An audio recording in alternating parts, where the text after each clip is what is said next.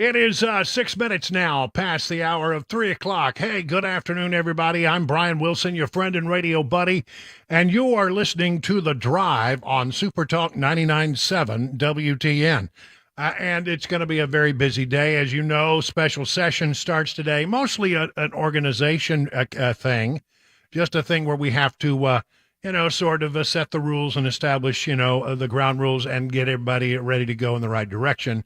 I don't think we'll get into heavy debate until tomorrow, but we are watching it. I mean, a lot of interest in this special session. Let me just say, while I'm, got a minute, that I sort of am of the opinion that this is a grand waste of time. Not that there aren't some things that you can do to nibble around the edges. But I do think that I wish we would just go ahead and have done this in January. I'm really worried about it becoming some sort of a big S show, if you know what I mean. And so we're watching that, and we'll keep you apprised of that. But I wanted to start out with something a little different today. And joining me on the Newsmaker Hotline is the one and only country music bluegrass legend, Ricky Skaggs. Ricky, it's always good to have you on the show. And I wanted to have you on today to talk about this phenomenon that we're seeing going on in America with this guy named Oliver Anthony and a song called Richmond North of Richmond. Now, you are on the road all the time. In fact, you just got back from a big road trip from down to Texas. I know you're out there, you're shaking hands, you're talking to people, and this thing has struck a nerve, I think, with real, everyday, hardworking Americans. What's your sense of this phenomenon, and why has it, I mean, it's gone, I think, number one on several of the charts. What is your sense of what's driving this and what's going on in America right now, where people are so, eager to jump on to something that, a song that has this kind of message? Well, he's telling the truth. He's real. He's not trying to be something that he's not. He's not looking for stardom. He's looking to have a platform to tell people the truth. I mean, I've been watching some of his videos. He opens up the Bible and reads from it, and I mean, the guy is just real, and I think because it's so out of the box, fresh, and not, it's funny that we're talking about, something real and something fresh, and the guy tells the truth. Wow, what a concept, And, I know, yeah. He turned down $8 million to sign a record deal. I mean, that's gotta say something right there. I mean, he don't want to be deeper in than we already are with the control, people that's controlling us from the government on down. I mean, it's just so refreshing to see what he's doing and see how people's responded to it. I mean, he had thousands of people, at this golf course here just, over the weekend. I mean, it's amazing. So I'm thrilled for the guy. I don't know him, but I feel like I do. I mean, he looks a lot like my oldest son, up in Kentucky. I mean, and acts like it, But I just think he's real, and I think people is so tired of seeing fake, and they're so tired of being lied to. And this guy is coming and bringing truth and bringing us song, and he's a little rough around the edges, just like we all are, and we're, all the 9-to-5ers can really relate to him because they're working for a living, and it's almost like, another day older and deeper in debt, I mean, yeah, there's an old one, yeah. And, yeah. Tennessee Ernie Ford, what was it, one day older and deeper in debt? St. Peter, don't you call me because I can't go. I owe my soul to the company store. And, and he's talking about Merle not Travis the company. Yeah. Well, is that right? I wasn't aware of that. Well, so let me ask you this. I mean, he turned down an $8 million record deal. I noticed where John Rich, who may well be on the show a little bit later, he's traveling. We're trying to catch up with him. He wrote that he said, the problem here is if he was at with a record company, he never would have been able to put that song out. No way. Jose. They're absolutely not. It's just more control, and I just love, I love the fact that, he's free to do what's in his heart, and he doesn't have to answer to anybody but God, and I love that. Yeah, is it also sort of a condemnation of the record machine that now runs Nashville? This is a country song. This is a guy with a resonator guitar who's just standing out there in the woods singing his guts out and sending a message that seems to resonate with people. To me, that is the true definition of what country music is about. It's three chords and the truth. Yeah. And he's delivering that. But if you look around, there's not much of that going on in Nashville today. It's all super polished and I think polished to death. And overproduced. Do you think that this couldn't? Because at one time, Ricky, let's just talk about it. You saved country music. You took country music back to and gave tribute to the roots of country music, and you saved it. Is a guy like Oliver Anthony somebody who might be able to save country music again, even if he doesn't have a record deal? Well, I think, Brian, this goes a whole lot farther and a whole lot deeper than just country music, brother. Uh-huh. This is the heart cry of America. America is responding to what he's speaking in this song. People that work, yes, it's all country music, words but this song, he could do this song anywhere. He could sing this song forever. It's not about, the country music business, because I'm telling you, back in the 80s, this was going on back in the 80s with certain companies, and there was one in particular that, I was going to support a political candidate, and the head of the record label told me, if you support him, we will drop you like a dirty shirt. That's the exact words he used.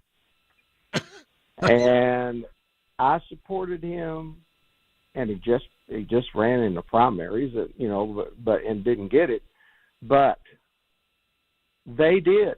When I first went to the label, I was just, wet behind the ears. I was still young. I just left Emmy Lou's band and just really wanted to play real country music again and bluegrass. And I was having a great amount of success, because it was so different. People have been used to hearing, I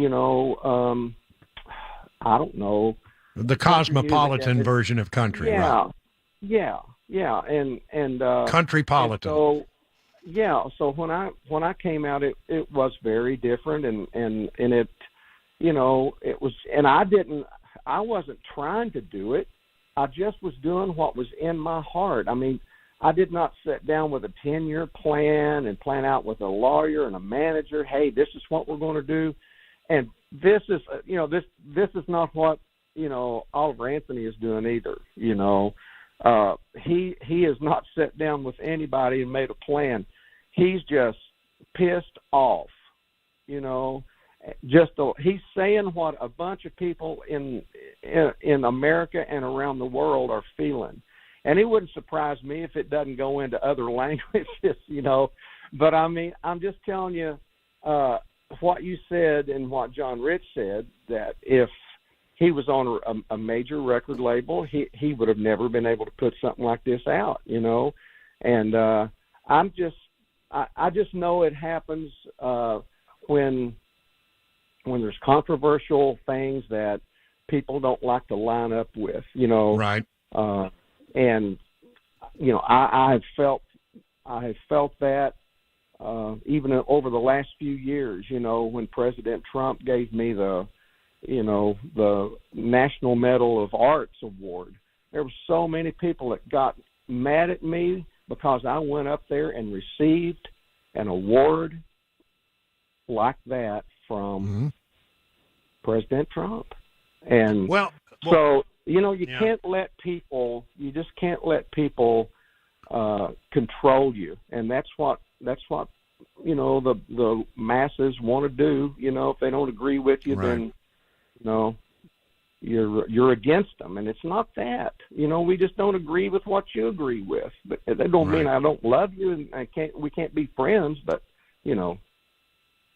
Well, I'm wondering if you see a larger theme here. I mean, I'm a journalist. I like to put puzzles together, and I like to say what's going on behind the scene. I mean, I look at things like, well, the reaction to the Bud Light controversy and the Target controversy, and then Jason Aldean came out with this song called "Try That in a Small Town," and it got criticized, and then it went right to number one.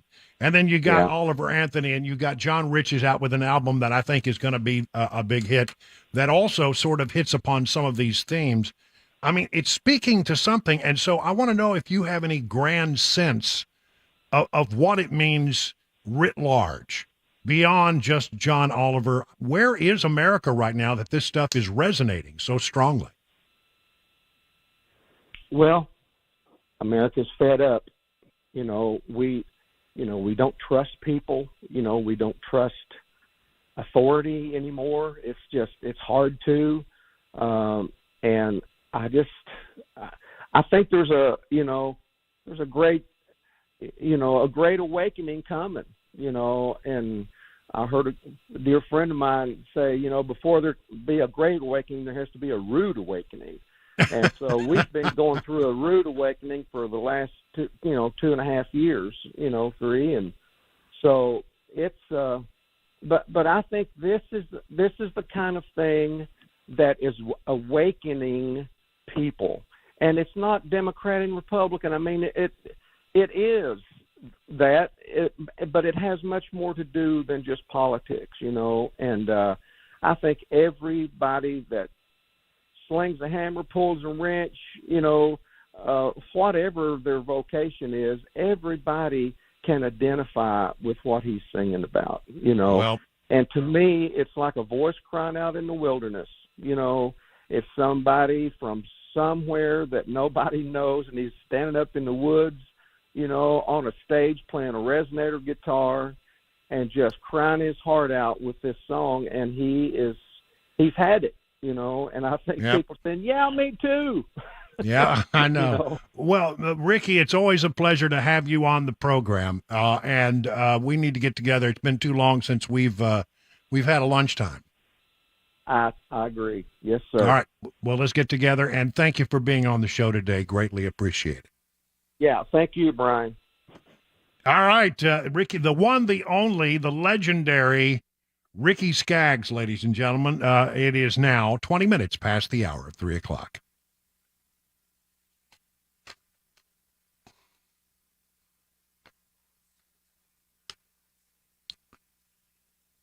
Grace Point Healthcare delivers medicine affordably with menu-style transparent pricing.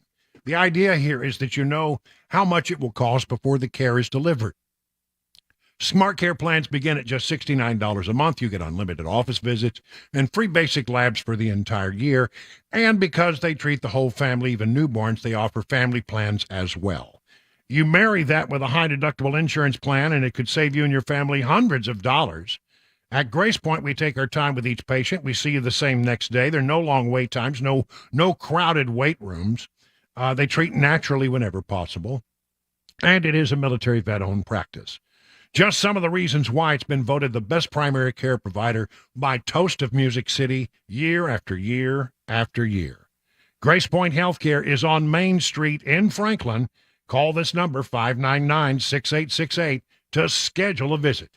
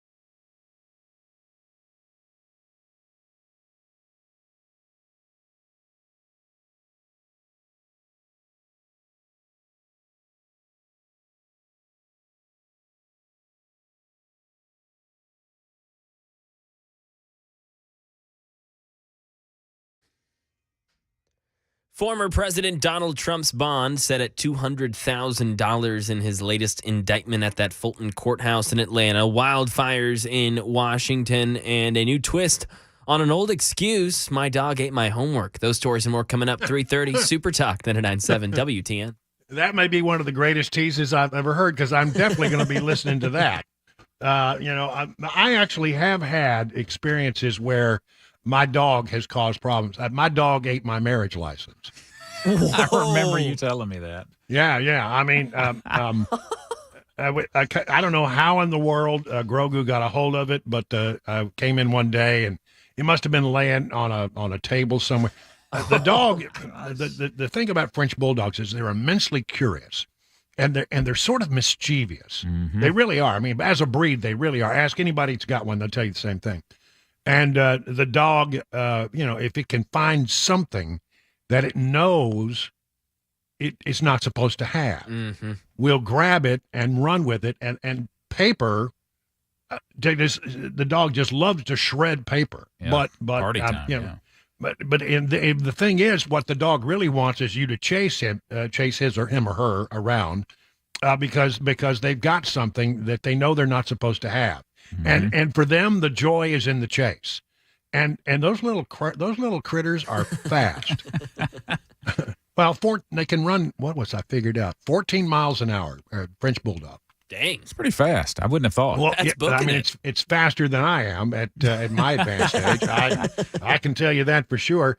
And no matter how you shout or how you scream or what kind of things you throw a wadded up newspaper at them, it doesn't stop them. They just keep going. I mean, and so I don't know how we came back in and seriously, the marriage license had been halfway devoured. Oh, gosh. Yeah.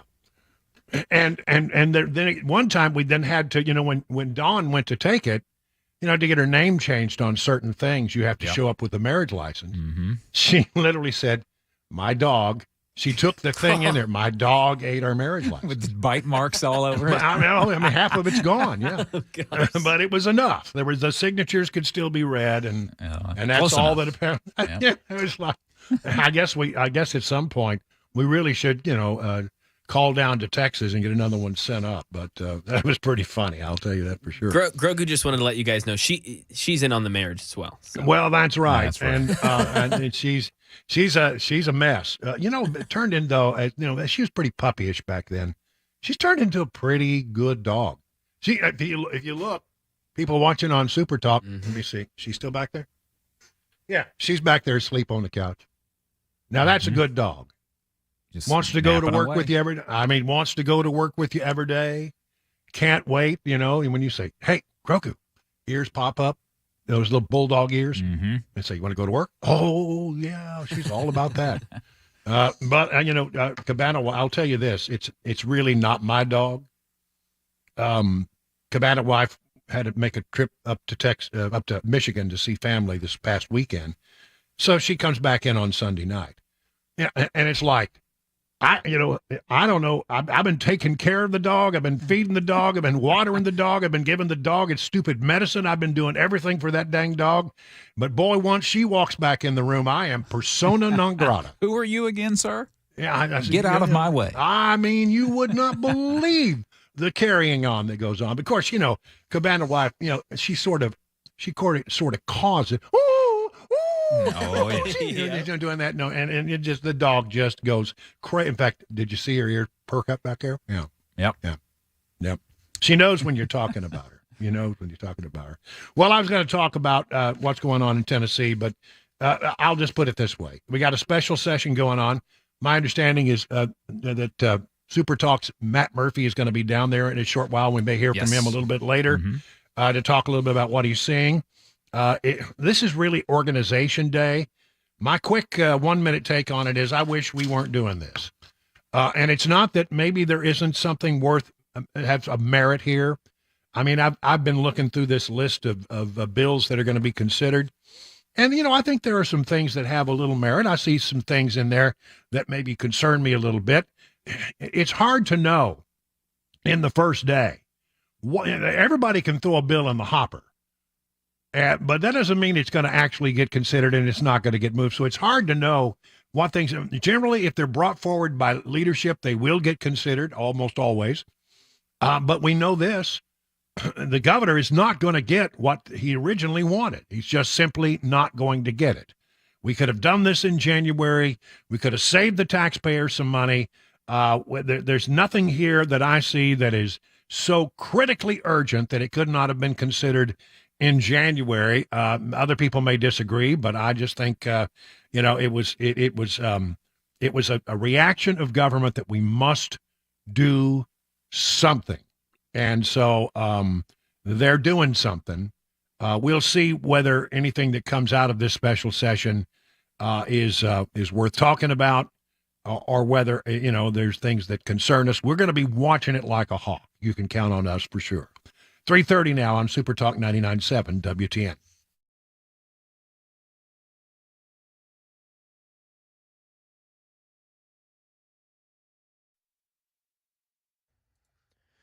.30, I'm Mac Maury with your top stories right now. 96 degrees in Music City. Got a heat advisory in effect for most of Middle Tennessee until 8 o'clock tonight. Traffic and our weekend weather forecast coming up in 5 minutes. Attorneys for former President Donald Trump have struck a deal to set his bond at $200,000 in the election interference case, with a provision that he will not, quote, act to intimidate anyone in the case or, quote, otherwise obstruct the administration of justice. The news comes after Trump's legal team was spotted at the Fulton County Courthouse in Atlanta today, days before Trump and his co-defendants are due to turn themselves in. Olivia Rubin reports from the scene. We saw the attorneys for Trump going up to the third floor, which is exactly where the DA has her office here. And what sources had explained to us last week, that this meeting would be going on between the two sides so that they can really negotiate the terms and the deal of the former president's bond before Trump turns himself into the jail. Essentially, they ink out that deal. The judge signs off on it. They take that paper on down to the jail with them so that he can get processed and then leave. Now over to Washington State, where wildfires are torching more than 35,000 acres, killing at least 2. Thousands more have rushed to evacuate. Hundreds of firefighters from multiple agencies have fought the flames. 2 wildfires responsible for nearly 20,000 scorched acres alone, and both are 0% contained. And now over to Massachusetts, where in a new twist on an old excuse, a couple's destination wedding is in jeopardy after their dog ate the groom's passport. Donato Frateroli of South Boston says their year-and-a-half-old golden retriever, Chicky, chewed through multiple pages of the passport. Here's Trevor Alt. Donato and Magda plan to get married at City Hall, and then they're supposed to fly off to Italy the following morning for their reception with 100 friends and family. But while they were at dinner, Chicky, short for chicken cutlet, saw the blue booklet on the counter and apparently couldn't help himself. Magda contacting the offices of Massachusetts Congressman Steve Lynch and Senator Ed Markey. So now the race is on to see whether lawmakers can pull some strings to get Donato a new passport before Friday. And that is the latest news. Weather and traffic next. I'm Mac Maury, WTN News.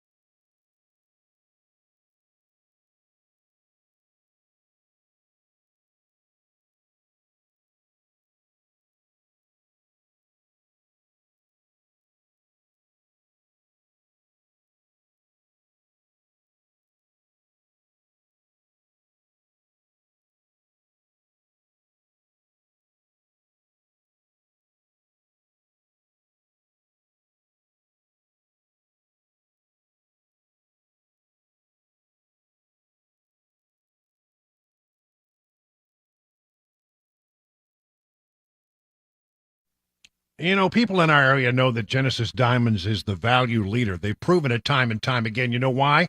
Genesis is a true direct importer with connections that go back 50 plus years. No middleman markups, no consignment fees, no third party people to pay.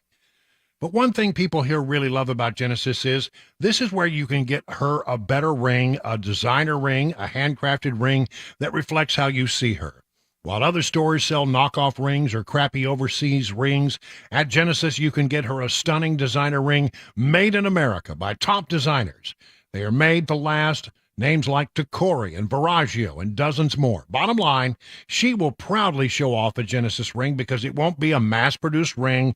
It will be something unique, something amazing. And don't worry about the price. Genesis will make sure you can get a designer ring that fits your budget with a diamond she will love. That's what Genesis specializes in, combining the best diamond value with the best quality ring to give you the total package with a free lifetime warranty as well. Genesis Diamonds, where luxury and value come together every day. Check them out, Green Hills, Cool Springs.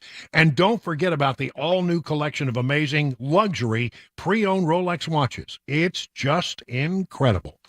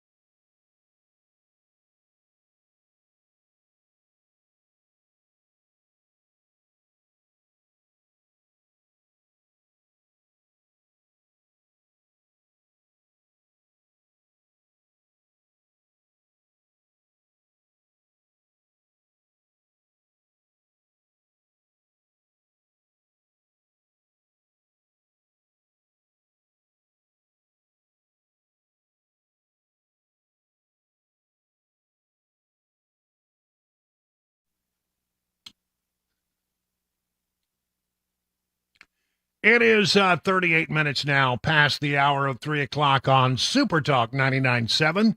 I'm Brian Wilson, your friend and radio buddy, and this is The Drive for Monday, August 21st. Special session beginning underway this afternoon. I think it starts here in just a few minutes. And again, mostly an organizing part. You know, the first day, not a lot happens, but it is going to be interesting to watch. We'll keep you apprised of it. And as I said, our own Matt Murphy apparently headed down that way, and we'll hear from him about what he sees. You know, there's already protests. There's already people rallying. There are new rules about, who's going to be allowed in the gallery and who's going to be allowed, in the rotunda. I asked the question, are you going to be checking to see whether the people are, are they from here or are they from out of state? because I think that's one of the questions. I think a lot last time we were woefully unprepared for the outside agitators. One way or the other, we'll get a lay of the land from Matt Murphy at some point in just a little bit. 4 o'clock this afternoon, we'll be hearing from Senator Bill Hagerty. So stay tuned for that as well. Let's call this a 2024 update. We can call it anything we want, but that's what it is. Because, we are, believe it or not, we're headed into a big week. We got a first debate that's going to be on Fox. It's going to be, I think, all the Republican candidates save, well, not all, the ones who qualified, save Trump. Trump will not be participating in the debate, and I'm okay with that. I mean, I think you got to play it smart, and I'm going to tell you why it doesn't make any sense for Trump to make an appearance. It all has to do with the polls, where I've told you that Trump is way ahead. You're not going to believe these new numbers. There's a poll came out from CBS News.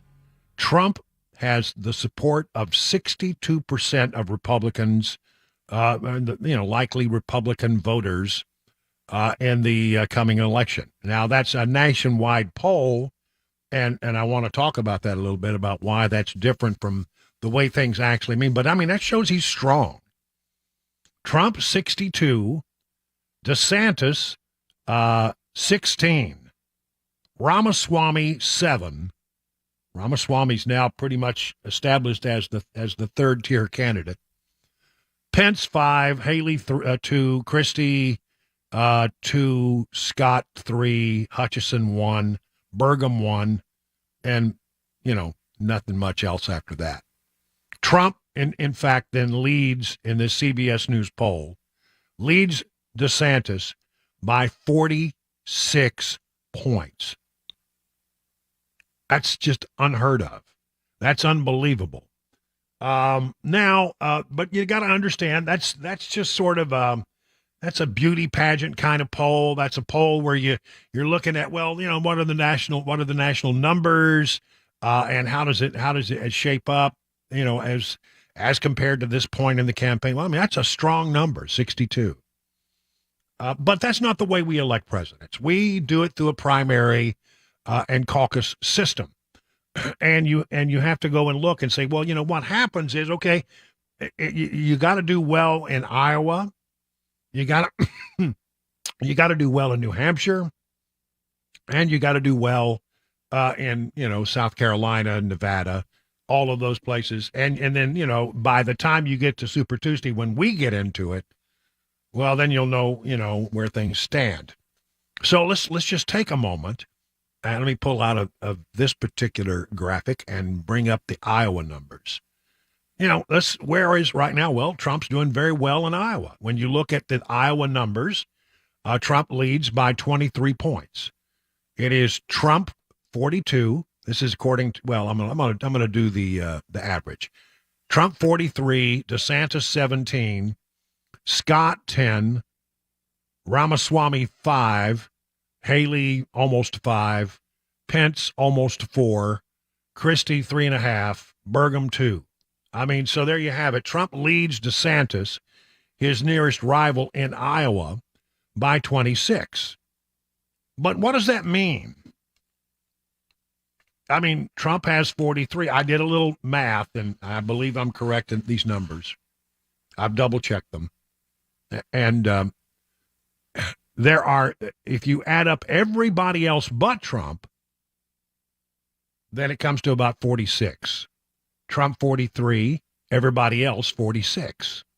What does that tell you? Well, it means that if some of these candidates start to fall out,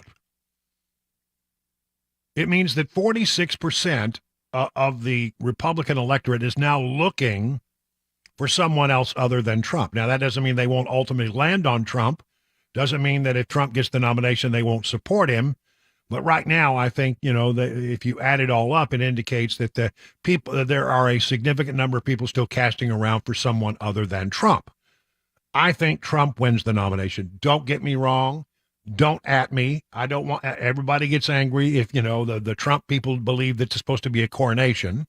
And I believe he will be nominated. I'm not saying that he won't, but I just want you to know that when you look at the numbers and you add up everybody else's numbers, it comes to a higher number than what Trump has in Iowa. And so, if some of these people fall out and these numbers land, let's say, I don't know, land with DeSantis or Scott or Ramaswamy, whatever it might be, well, then it could be a different game.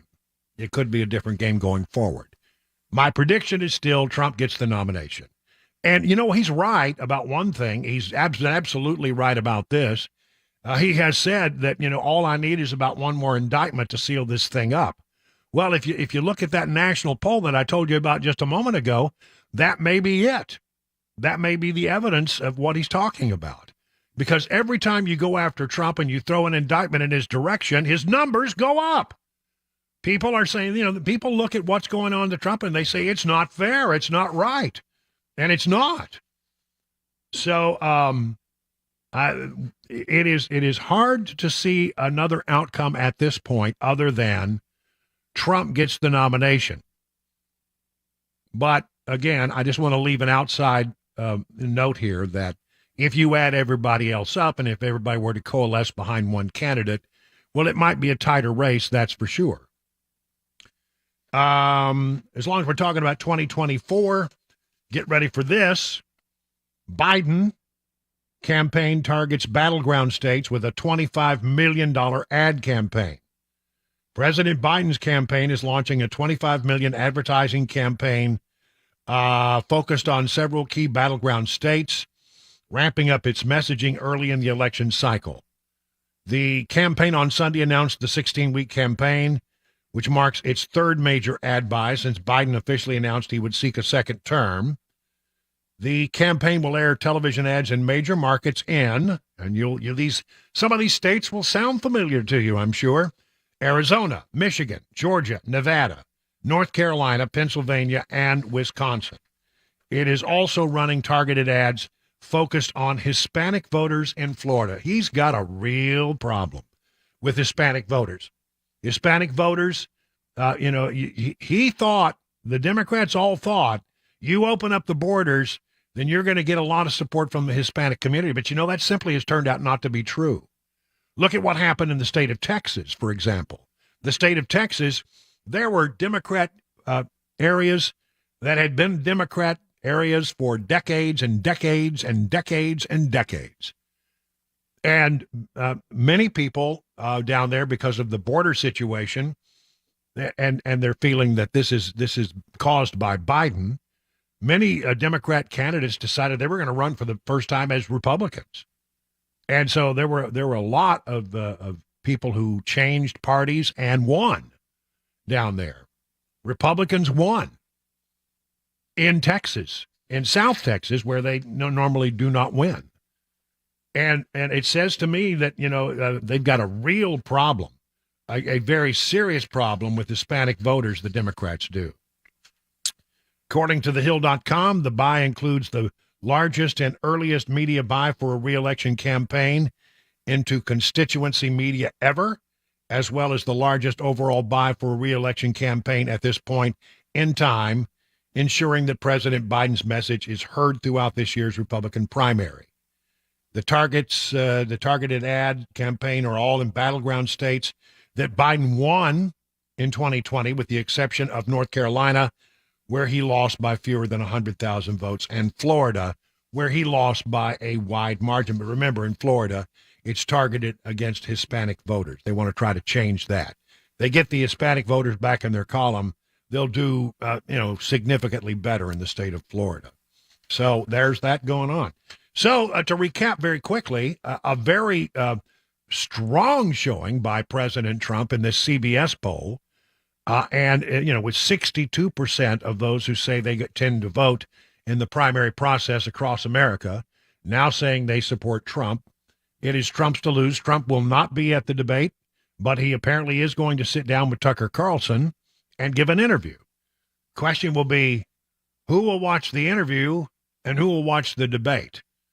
Do you care at all about the debate? Maybe that's a question we'll ask as the week goes on.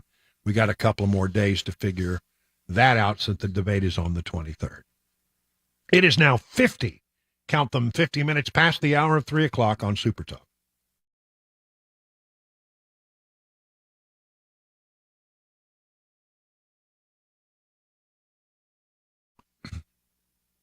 Well, how are you faring in this rough and tumble market? The experts at Beacon Capital Management understand it can be really scary, but here's the thing. Beacon Capital Management has a plan to assess where you are and help you make any mid-course corrections that might be needed. I mean, wouldn't it be great to have peace of mind that you're on the right path to retirement? Beacon can provide you that reassurance. It starts with a simple phone call. The experts at Beacon will take it from there. I mean, what do you have to lose except for all the worry? Get started today by calling 615-488-9303. At the end of the process, you'll be able to rest easy knowing you have a plan that meets your retirement goals. You can replace the worry with confidence that you're on the right path, that all the T's have been crossed, all the I's have been dotted. Again, the number is 615-488-9303. The experts at Beacon stand ready to help take your stress away. And learn more at askbeaconnow.com. Hi, I'm Paul Winkler. I've been teaching investing on Nashville airwaves for over 20 years with the Investor Coaching Show. And in that time, I taught a lot about how markets work and how we invest money and academic principles of investing money. But I've also talked an awful lot about how to avoid the mistakes that people often make with their money. Think about it. A lot of people sold out of the market at the worst time when COVID struck, or when TARP happened, the Troubled Asset Relief Program, or gold, they invested in that at the worst time. Bailing out of the market because they were worried about Y2K or 9/11, or jumping into energy stocks, or jumping into cryptocurrency. One of the things that I like to do is educate investors, because I believe that the more educated you are, the more confident you are, and the more confident you are, the more successful you can be as an investor. Now, I not only do that on our radio show, but we do that in our offices around the Nashville region, 10 offices. To learn more about our approach to investing and financial planning, go to paulwinkler.com and set up a free 15-minute phone call. Or you can call 615-851-1950.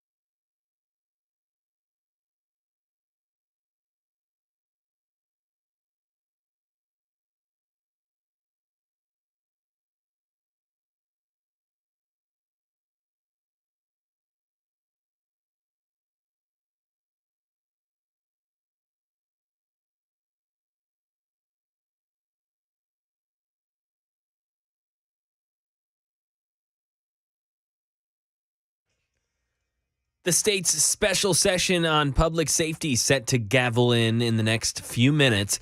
President Biden a lot on his plate here with several natural disasters. Will he be watching the Republican presidential debate? Those questions answered here at 4 o'clock. Super Talk 99.7 WTN. And let me just say at 4:05, after the news, we'll be joined by Senator Bill Hagerty, who's been out touring the Nashville area, talking to businesses. We'll get his take on things. Very quickly, look at the Dow Jones Industrial Average, down today 36 points. S&P up about 30. NASDAQ down 206 points. That's 1.5%. Those mixed board results there really suggest that perhaps the market is looking toward Wyoming. All eyes are looking at Wyoming as the next source of economic news. John Maxon from Beacon Capital Management is standing by to tell us why that is. Hello, John. Hey, Brian. Yeah, I think you're right. Everything is headed towards Chairman Powell's big speech on Friday. We're going to have a couple reports, durable goods, new home sales in between, but it's really all about Friday. Investors are really waiting to hear from Chairman Powell about comments, and this is the annual economic symposium out there in Jackson Hole, and really looking for clues as to whether they're going to leave rates alone, if they're still going to raise rates or hold them at the current levels, which are pretty high for longer periods of time. And the market really would like to see the Fed project, I think, interest rate cuts. But so far, the Fed isn't flinching at all. So it's going to be a really interesting report coming up on Friday. All right. Thank you, John Maxon. And learn about all the things they can do for you over at Beacon Capital Management by going to their website, askbeaconnow.com. 58 minutes past the hour of 3 o'clock on Super Talk.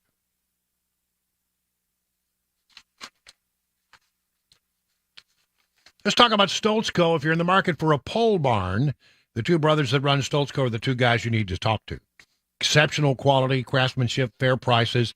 They can build your new pole barn to your specifications with your needs in mind, and that's the Stoltzco difference. Use a pole barn for all kinds of things. It can be function as a classic tool or work barn, a garage, or even a place to live. Flexibility is key. They combine the classic post-frame barn look with the reliability of modern materials and techniques to give you a finished barn that will stand the test of time. They don't scrimp on quality. They don't cut corners. They don't believe they believe, however, their customers deserve only the very best. So just go to their website. You really should do this. Stoltzco.com, Stoltzco.com. And take a look at some of the things that they've done for other people. I think you're going to learn really quickly. This is not your grandpappy's pole barn. Then give them a call at 615-622-5992. Stoltzco.com. That's Stoltzco.com. You're going to get great quality, and customer service is affordable. Check out the website at Stoltzco.com.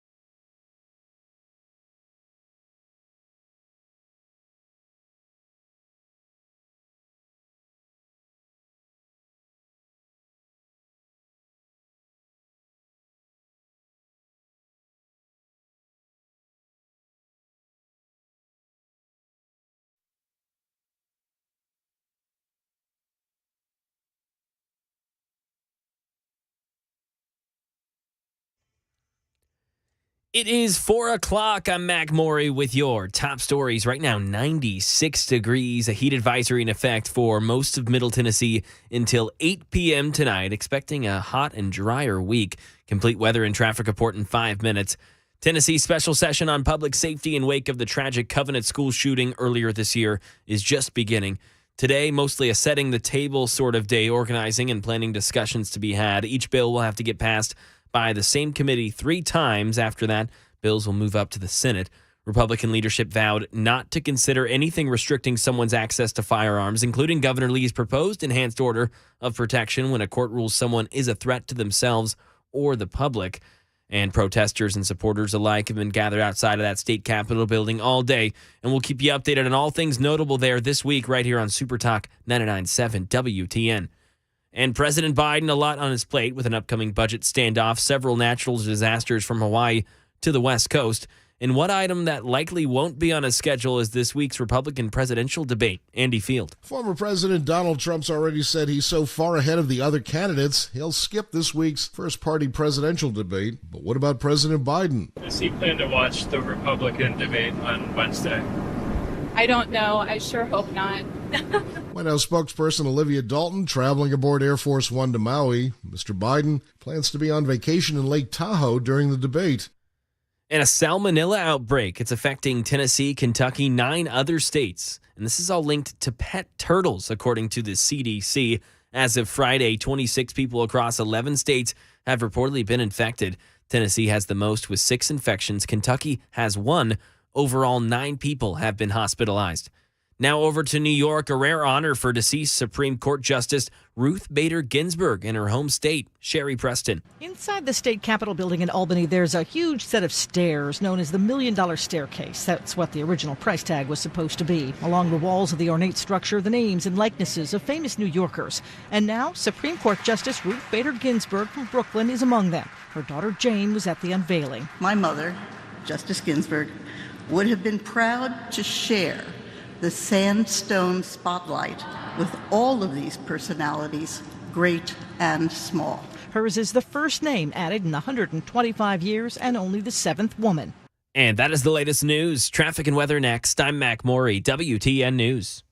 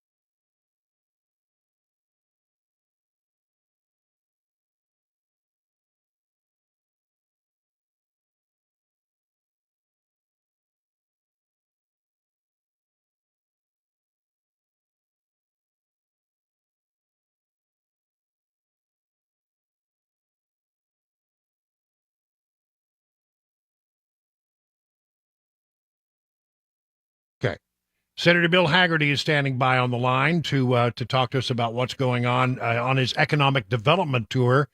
Senator, you hit us right at, I don't know, we got on the phone with you and everything in our server system just crashed. So bear with us while I don't know. Well, but it's good that we have you, and we may be talking for a while. That's okay.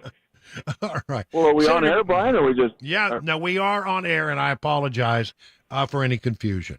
All right, Senator Bill Hagerty is with us now. You've been on an economic development tour around the area, and I'd like to know, as you go out and you talk and you meet and greet people in the great state of Tennessee, what is it that you're learning? What's on their minds when you chat with these folks? Well, Brian, I do this every summer, and it's just so helpful. I wish all of my colleagues in the Senate would do this, because if you're not out listening and understanding what the challenges are that entrepreneurs, businessmen, employees are facing, it makes it pretty difficult, I think, to do a good job. So it's always helpful for me to have these sort of interactions. I can tell you this. I feel so fortunate to be from the great state of Tennessee when I'm out talking to companies that are thriving. Many people are having challenges, and we'll talk about that for a minute. But we are doing so much better, Brian, than so many other states in the nation right now. Tennessee has got solid conservative principles. Our legislature has been great. Our governors have done a great job. We've made a very business-friendly climate here, a place that's great to raise your family, and a place where people who appreciate liberty and freedom love to live. So we're seeing our state grow. We're seeing companies move here from other states, from other countries. They're coming and investing their capital in Tennessee. And as a person who didn't grow up with a lot, I can tell you a good job makes such a difference to a family, Brian. Such a difference. Right. And it, being in a stable family situation solves a lot of other social problems that we're trying to deal with every day with government. So I think it couldn't be more critical. And I'm just, I feel very fortunate just to come back to it that we're from Tennessee. At the same time, when I'm talking with businesses and entrepreneurs, they've got some real challenges. They've got some real challenges. Well, what are those challenges? In the very first instance, everybody talks about inflation and how all of the inputs to their business have gone up in terms of price.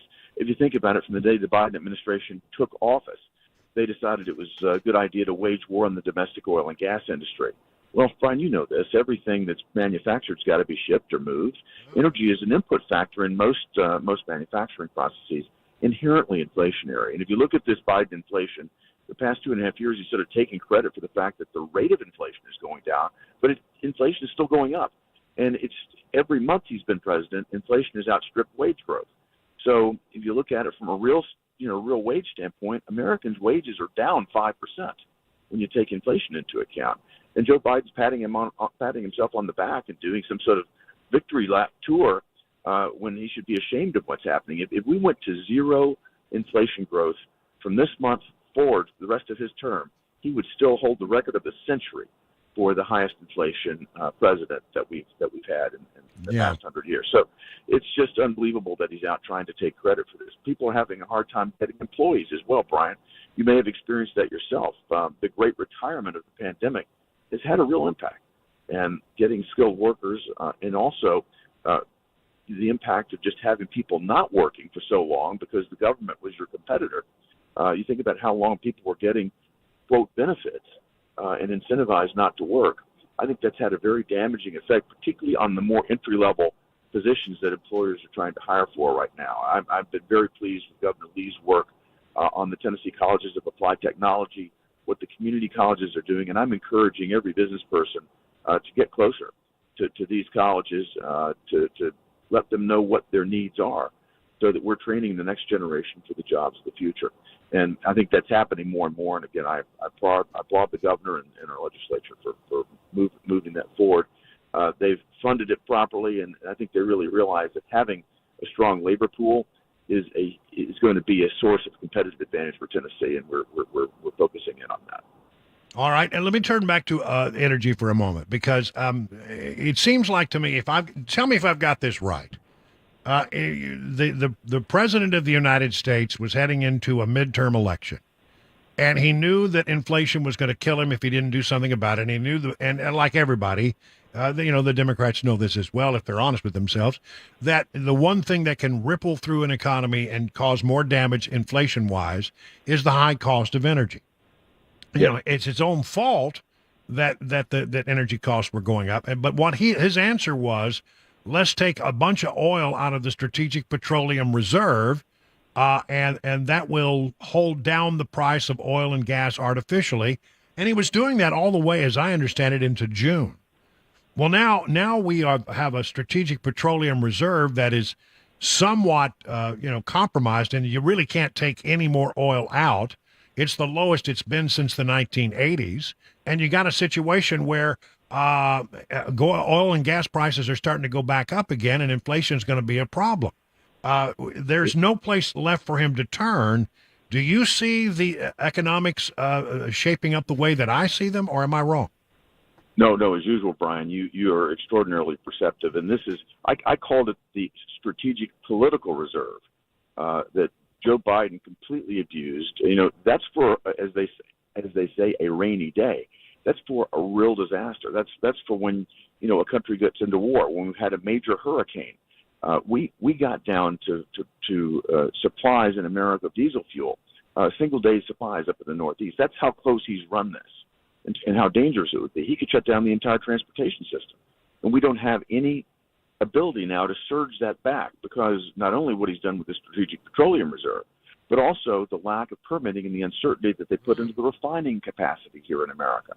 So we have dangerously low refining capacity. It's very difficult to turn these things around quickly, and you can't get permits to build a new one. So it's just amazing. They're trying at every level to force Americans off of the one thing that's been a huge competitive advantage from us, and that's our own domestic energy. And if you look at what's happened in our economy since 1970, we have not increased the level of carbon output, but we've more than 20 times increased our economy. America's done a terrific job here, but rather than pat us on the back and actually put us in a position to export to our allies and partners the clean natural gas that we produce here, Joe Biden wants to make us dependent on China for solar panels, for windmills, for these renewable energy sources that are nowhere near where they need to be to supply us and keep us, from an economic security standpoint, from an energy security standpoint, where we ought to be for our own national security. So it's a tragedy, and it's just this theology out of Washington. These people are not realistic, and they have damaged our economy. They have put us in a dangerous strategic position, as you highlighted, with our Strategic Petroleum Reserve. We don't have any more, any place to turn right now. And Biden was willing to do that for the midterm election to solve a political problem, and now he's got us in a position where we have a real problem. We don't have anywhere to go, as you said. All right, I got so many things I want to ask you real quick. You had a fundraiser with President Trump here in Nashville the other day, you and Senator Marsha Blackburn. And, just give me your sense of how that went and what the president's thinking. I mean, I read a story or two out there that said, well, he's really distracted and he's under a lot of pressure right now because of all of these indictments. What was your sense of the man? I worked with him. I served in his administration as U.S. ambassador to Japan. I've seen him under the tensest of circumstances, high-stakes negotiations, dealing with North Korea. We got a trade deal done with Japan. Presidents have tried for decades to get that done. I worked on that for 2 years with him, worked my heart out, but we got it done. He knows how to deal with pressure, and it's just amazing that he can digest stress like most people digest their morning coffee. I didn't see any indication of what you may have heard about him being distracted at all. In fact, he's laser focused, and that tends to be the way he is under pressure. I've noticed that working with him is that the more pressure he's under, the more focused he gets. So he is being. I think the average human would just be inundated given all of the roadblocks they're throwing his way, but he's not the average human. Well, and the public is responding to what they think is an unfair thing. I mean, I see the CBS poll shows him with 62% of Republican voters throwing support his direction. Well, let me ask you another thing. As you head back after the August recess, it seems, if I have the tea leaves read correctly, that it's not going to be very long before there is an impeachment inquiry going on in the House. Now, that's not your body; that's the other body. But then that would make you wonder what would happen after that. Given that Democrats control the Senate, it doesn't seem that they're likely to want to pick up any impeachment trial. So how do you think that whole thing gets resolved with President Biden? Because I'm telling you, if you look at the facts, and James Comer's evidence is improving each and every day, this was a pay-for-play scheme. This was quid pro quo, clear as day. And this president has been compromised. So how does this thing play out ultimately as you see it? Brian, you've articulated it so well. I think that the concerns here that have been raised, James Comer is doing, I think, an incredible job. Reveal to the American public, this is far worse than Watergate. And this is something that the mainstream media are trying to, not cover the story at all, et cetera, et cetera. And frankly, the closer Comer gets, the more pressure they put on Trump to try to deflect the story. I'll say one thing, and that is that the appointment of a special counsel was a clever trick by the Department of Justice and by Merrick Garland. This is after Merrick Garland told me, on camera, in a committee meeting, I asked him point blank, shouldn't he put a special counsel in place over a year ago? He answered me that it wasn't necessary because the U.S. Attorney for Delaware had all the latitude that he needed to do his. Senator, are you still there?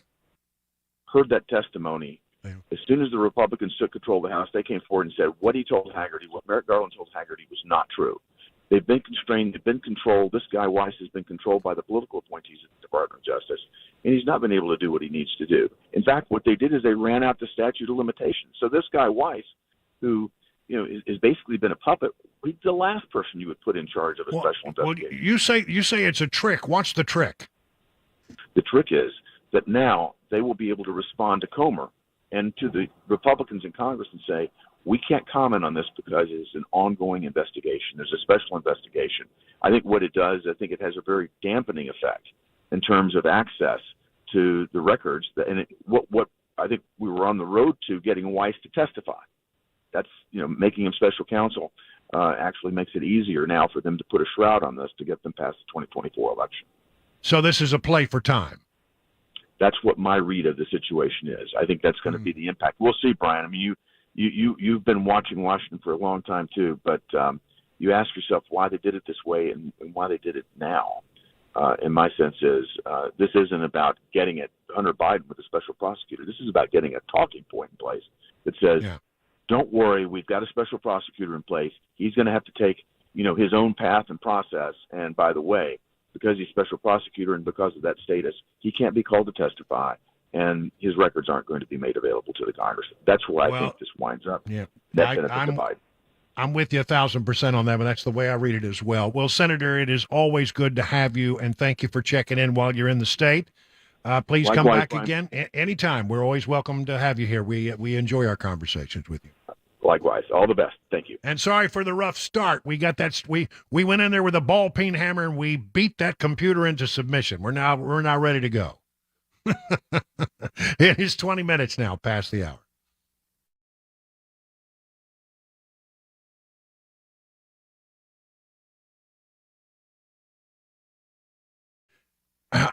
Listen, your air conditioning system, you got a problem with it? Well, you know what? The way you solve that? Good preemptive care. And I'm going to mention it. I'm going to tell you a little story about something that happened to me today. It was time for my Busy Bee assessment, my Beehive Club assessment of my air conditioning systems. I have 3 of them in my house, 2 of them over at the main house, 1 here in my studio, and they came in and checked everything out today, stem to stern. You wouldn't believe the comprehensive report I got. Now, most of these systems were installed by them a year ago, so everything's good to go. There wasn't any real problem here. But boy, what's going on with your system? A little preventive maintenance can help. And these guys will come in and they will look at it and they'll show you what's going on. And you may well save yourself a lot of trouble down the line. You may find yourself saving money over the long run simply by being a member of the Beehive Club. $99. You get 3 thorough maintenance services on your system. 1 aimed at heating, 1 aimed at cooling, 1 aimed at plumbing. No overtime charges 24/7, 10% off all repairs. Busy Bee Plumbing, Heating, and Cooling is your official Rude Pro partner for satisfaction guaranteed. Call Busy Bee Plumbing, Heating, and Cooling, 775-7833, online at busybeehvac.com.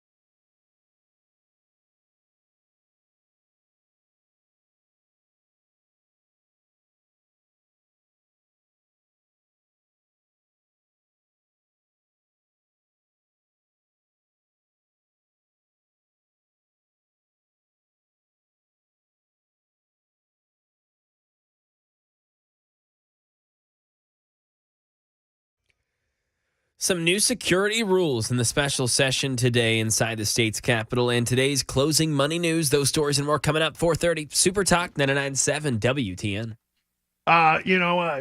We are in radio, and radio is a very technical industry, and we have computers, and no, most of the time, honestly, most of the time, everything just moves as smooth like butter, just like butter. Sure, yeah. As far as you guys know. Well, I know, that's the thing. And because I have the best producer in all of radio, I mean, honestly, Chris is just the good. No, I'm talking about you, Chris. Oh, me. No, I mean it. I mean, Thank you. I've worked with a lot of people, and Chris is incredibly. I mean, I'm blessed every day to have Chris here because I can dream up anything, and he can put it together. And but he also, keeps this running a very taut ship around here. And so when it goes bad, it goes bad. And we lost our audio server, and I always think that, that's sort of what are we told in radio? The one great sin in radio. No dead air. No dead air. Yeah. Never have even a second of dead air if you can, and so we had some dead air there. But again, we apologize for that, and we hope that the stream is back to normal. Yes. We if think it's not, it is. let us know. If it's not, let us know. Of course, if it's not, then you're not hearing me, and there's no way you will be able to let us know. Wow, that's true. Somebody Well, check on that for us. Sometimes, a technical problem causes a few seconds of dead air and a moment of embarrassment while you have a senator standing by on the phone. He was probably thinking we hung up on him. Yeah, I don't know what happened. I mean, he was like, "Are we on the air?" I said, "Yep, we are," and I'm sorry for the confusion. But sometimes a technical mistake causes a much bigger problem. Uh-oh. Russia is trying to land on the southern pole of the moon. Russia has, to my knowledge, if they've done it, it's been a long, long time, has never been able to figure out how to land something on the moon. Everything that they try to land on the moon, as far as I can remember, has crashed. And Russia and India were competing because they both wanted to land their rover or their satellite or their lander on the southern pole of the moon first, and Russia's completely just fell right in and crashed. I mean, there's no other way to describe it. It slammed into the moon at a high rate of speed. Here's the official Russian explanation. You ready? The apparatus moved into an unpredictable orbit and ceased to exist as a result of a collision with the surface of the moon. That's one way to put it. That's one way to put it. It reported an abnormal situation when it encountered issues as it prepared for its pre-landing orbit. Then it lost contact with the spacecraft on Saturday. Now, during the operation, an abnormal situation occurred, which did not allow the maneuver to be performed with the specified parameters, and it slammed into the southern pole of the moon pretty hard. And I haven't heard where the Indians are, but apparently they are very close to trying to do it with theirs. Why the South Pole? Why are they both everybody's trying to get something on the South Pole? Because that's where the water is. It's frozen in deep craters, and they know there's water there, and they know that if they're going to have a permanent base on the moon, then it's going to have to be done on the South Pole, where the frozen water is. Frozen water is not only good for survival because you need water to survive, but it also could be turned into hydrogen and oxygen. That's true. And it could be made into rocket fuel. So you don't have to lift everything all the way to Mars. You can fire off from the moon if you have the right kind of fuel. So there's a lot of reasons why they're trying to be there. Then there's this. A Russian scientist who worked on Putin's disastrous moon mission has been rushed to the hospital after he demanded that there be no cover-ups.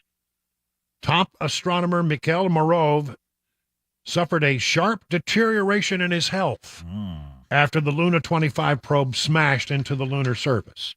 So it's not good to be a person who fails in a Putin administration. 30 minutes now past the hour of 4 o'clock on Super Talk.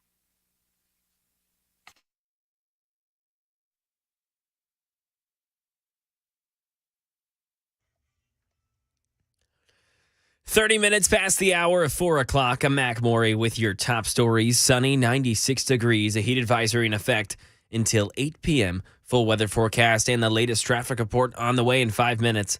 Right now in Tennessee, the state special session on public safety is now gavelled in to work on legislation that expands mental health resources, school safety, and stricter penalties for violent crimes.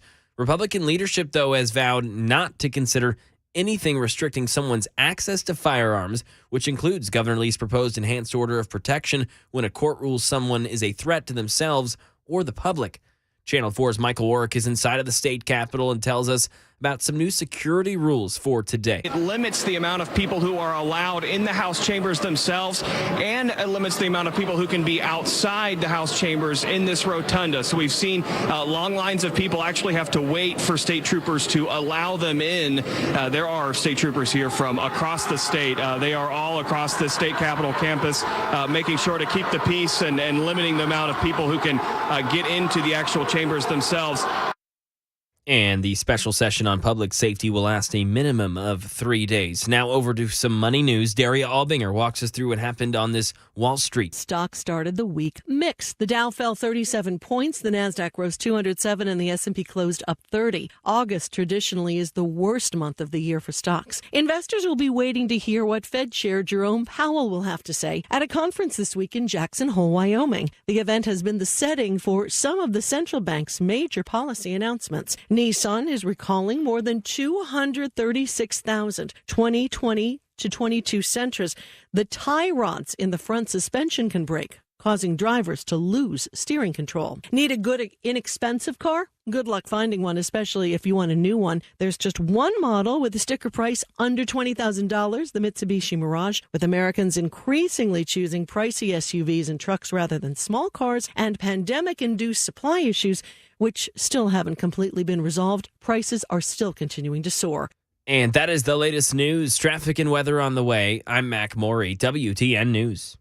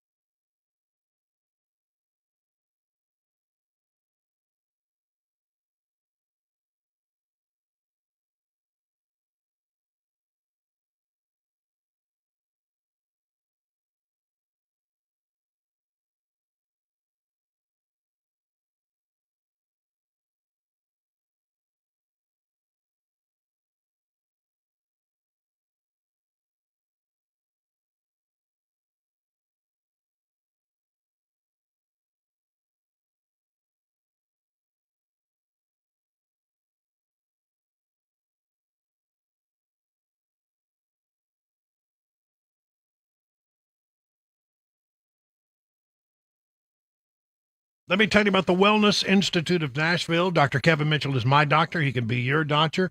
It's a place where you can go if you have pain in your arms, legs, neck, or back. Maybe you have a tingling in your extremities. These things can be made better through the application of a therapy known as non-surgical spinal decompression. It's really quite amazing what this can do. I've gone through about 40 of these treatments myself, and I've found them to be quite helpful for my situation.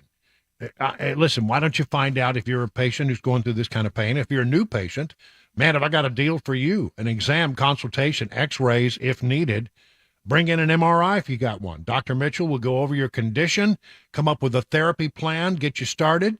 The first consult for a new patient is $23. That's amazing. That really is. Now, you've heard me talk about non-surgical spinal decompression. They also have a new thing. Dr. Kevin Mitchell and Dr. Ashley Mitchell now offer the first of its kind KT machine. It's like a spinal decompression for your knee. It elongates the knee joint and allows the meniscus or the cartilage to heal, receive the healing therapy without the need for surgery or painkillers. It starts with a phone call. It's easy to get in. 615-246-5009.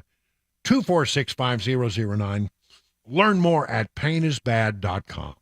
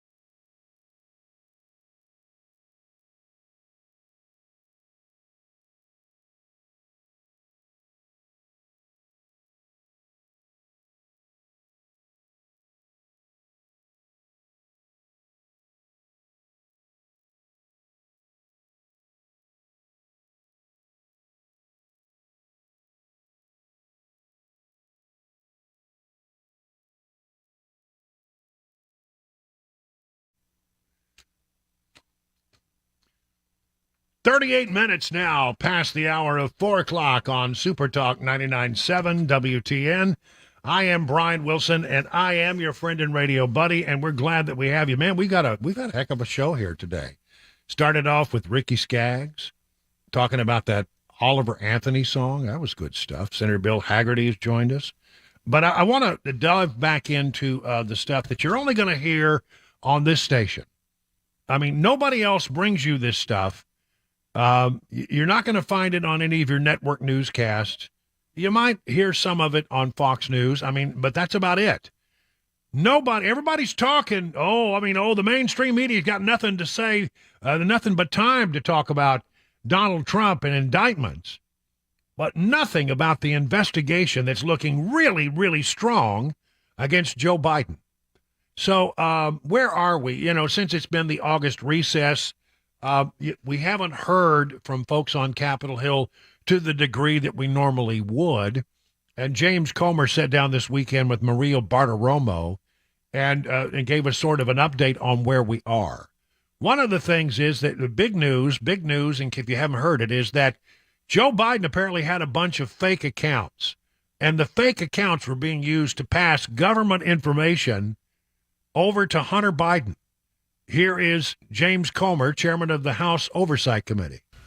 Well, we've learned that Joe Biden used at least 3 pseudonyms or fake names in emails that he was receiving from people within the federal government, people that worked for him. And even more troubling than that, when he was receiving emails pertaining to Ukraine, his son Hunter was copied on them, which we've always heard that the White House has said that Hunter Biden wasn't an employee of the government. He wasn't any part of the government. They couldn't understand why House Republicans on the Oversight Committee were investigating Joe Biden and his son Hunter Biden because Hunter wasn't a part of the government. Well, if that were true, then why was he receiving emails from the government? Well, that's a great question. That's a really great question. Here's more from Comer. I think the evidence is mounting every day to prove that Joe Biden went to Ukraine for the sole purpose of firing Shokin, who was the Ukrainian prosecutor who was investigating his son for corruption. What we heard in the transcribed interview with Devin Archer was that he said that the owners of Burisma were squeezing Hunter, saying, we need help in Washington. You need to call Washington for help. Of course, the Democrats tried to say that, well, that could have been anybody in Washington. Well, what we've now learned is Joe Biden was using a fake email name to receive correspondence from his staff that he was copying Hunter Biden on. And I believe that Hunter had to prove value to the Burisma owners that they were working on this, so he was forwarding those to the owners of Burisma. Look, this is obvious that Joe Biden abused his power as vice president for the sole purpose to protect his son, who was receiving millions and millions of dollars from this corrupt Ukrainian energy company. And this email ties Joe Biden and Hunter Biden into this corruption scheme without a shadow of a doubt. Remember, the timeline of these emails show that Joe Biden was en route from Washington to Ukraine for the sole purpose of withholding foreign aid to Ukraine in exchange for firing the prosecutor. And we know that happened. And we know Joe Biden accepted credit for it. He did an interview where he said, "Well, son of a bitch, got fired." So now we have evidence that Joe Biden and his administration was communicating with Hunter Biden. Joe Biden said he didn't even know Hunter was on the Burisma board for a long time. This is another lie. They were copying Hunter, and the only emails we've seen where they were copying Hunter were pertaining to Ukraine at a critical time when Joe Biden was going there to fire the prosecutor in exchange for foreign aid. That's called a quid pro quo, and it's more evidence that Joe Biden was front and center in this influence peddling scheme. Yeah, I mean, I think it's getting better and better, and I think the evidence is pretty strong. I mean, it really is. I mean, on the other side of the equation, like ABC, CBS, NBC, CNN, those guys, they're largely talking about Trump and indictments when, we don't even know what indictments are going to be still standing by the time any of this goes to trial. This is about to face a big pretrial motion, but nobody is talking about this stuff. And I'm telling you, this is strong. This is really, really, really strong.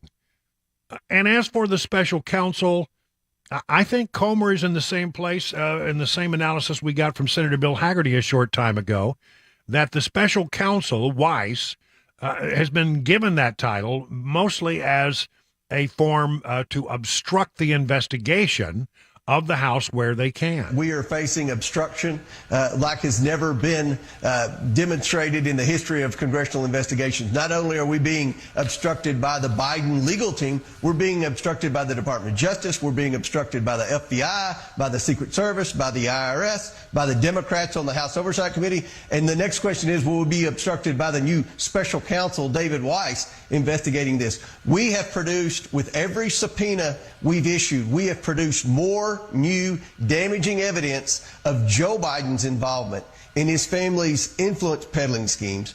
And we believe the next bank records that we're going to subpoena will tell a whole lot bigger story about how involved Joe Biden was in this Biden influence peddling scheme or Biden corruption. And I think they're going to get the emails from the fake accounts from the National Archives. I mean, Comer seemed to be rather confident that he would get those. But, I mean, anytime that you want to go after somebody, you want to get a document from the DOJ, you want to get something from the FBI, you want to get something from the special counsel, they're going to simply just, say, no, I'm afraid we can't do that. As you know, there's a criminal investigation underway. We have a special counsel appointed. This is a play for time. Weiss is never going to prosecute in any significant way Hunter Biden or Joe Biden. This is a play for time, an absolute play for time to get it beyond the election. This is a bit interesting, though. There was an article over the weekend in the Washington Post, and I've got it here somewhere. Look it up. I don't know. I've got a whole pile of stuff here. Here it is. Washington Times. Well, I can't find it one way or the other, but here is the sense of it from redstate.com. Whenever a left-wing news outlet writes something negative about someone in Biden world, you have to wonder why. Is Hunter Biden's special counsel David Weiss next to be thrown under the bus? The Washington Post, normally an indiscriminate cheerleader for President Joe Biden and his administration, is reporting that Weiss once worked alongside first son Hunter, late brother, and former Delaware Attorney General Beau Biden. That's right. Weiss and Beau Biden worked together. When Delaware's acting U.S. Attorney David Weiss celebrated a fraud conviction in 2010, he was joined by a key partner in the case, Beau Biden, the state's Attorney General. Weiss worked with Joe Biden's eldest son to hash out prosecution strategies. And as we reported, Weiss negotiated a sweetheart plea deal with Hunter only to have it fall apart after U.S. District Judge Mary Ellen Noreika questioned the forgiving terms. After that embarrassment, Attorney General Merrick Garland inexplicably appointed him special counsel to look into all things Hunter. Democrats love to point out that Weiss was appointed to be U.S. attorney by former President Donald Trump, implying that that shows he is unbiased, but the truth is more complicated. Again, this is from the Washington Post. Although Democrats point to Weiss's appointment by President Donald Trump as evidence of his independence, the full story of his career is more nuanced, as he spent 2 years as acting attorney under President Barack Obama and Vice President Joe Biden, and then remained as the top deputy for the remainder of their term. The article, it's hard to know because they at times seem to praise the special counsel and then question him. I don't know what they're going for. The way Red State puts it is, the Post article seemed schizophrenically to question Weiss while at the same time touting his impartiality. And he said, the state of Delaware is a small town, and everybody knows each other, said Henry Klingman, who previously defended a client in a case prosecuted by Weiss. In Delaware, Biden has been the most consequential figure since 1972, and I'm sure he and Weiss crossed paths. The 67-year-old Weiss faces the harshest spotlight of his career. The criticisms confound some of those who have known him as an apolitical, follow-the-facts, registered Republican prosecutor has a reputation for being an honest broker when asked to investigate the state's most powerful Democrats. Well, is he or is he not? I mean, the Post seems to be suggesting that he might be somehow compromised by his long association with the Biden family in the state of Delaware. It is rather a small state. It's really like a small town. And no doubt, if you're in Delaware and you're somehow working at the highest levels of, in the political arena, no doubt you will have crossed paths from time to time. David Weiss, here's another one from Fox News. DOJ accused of making an unholy mess with the Hunter Biden case. It's all over the map.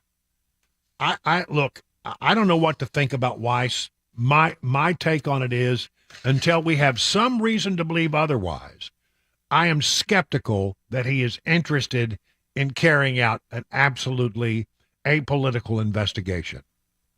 I think it's a play for time, and I don't think that, this is the same.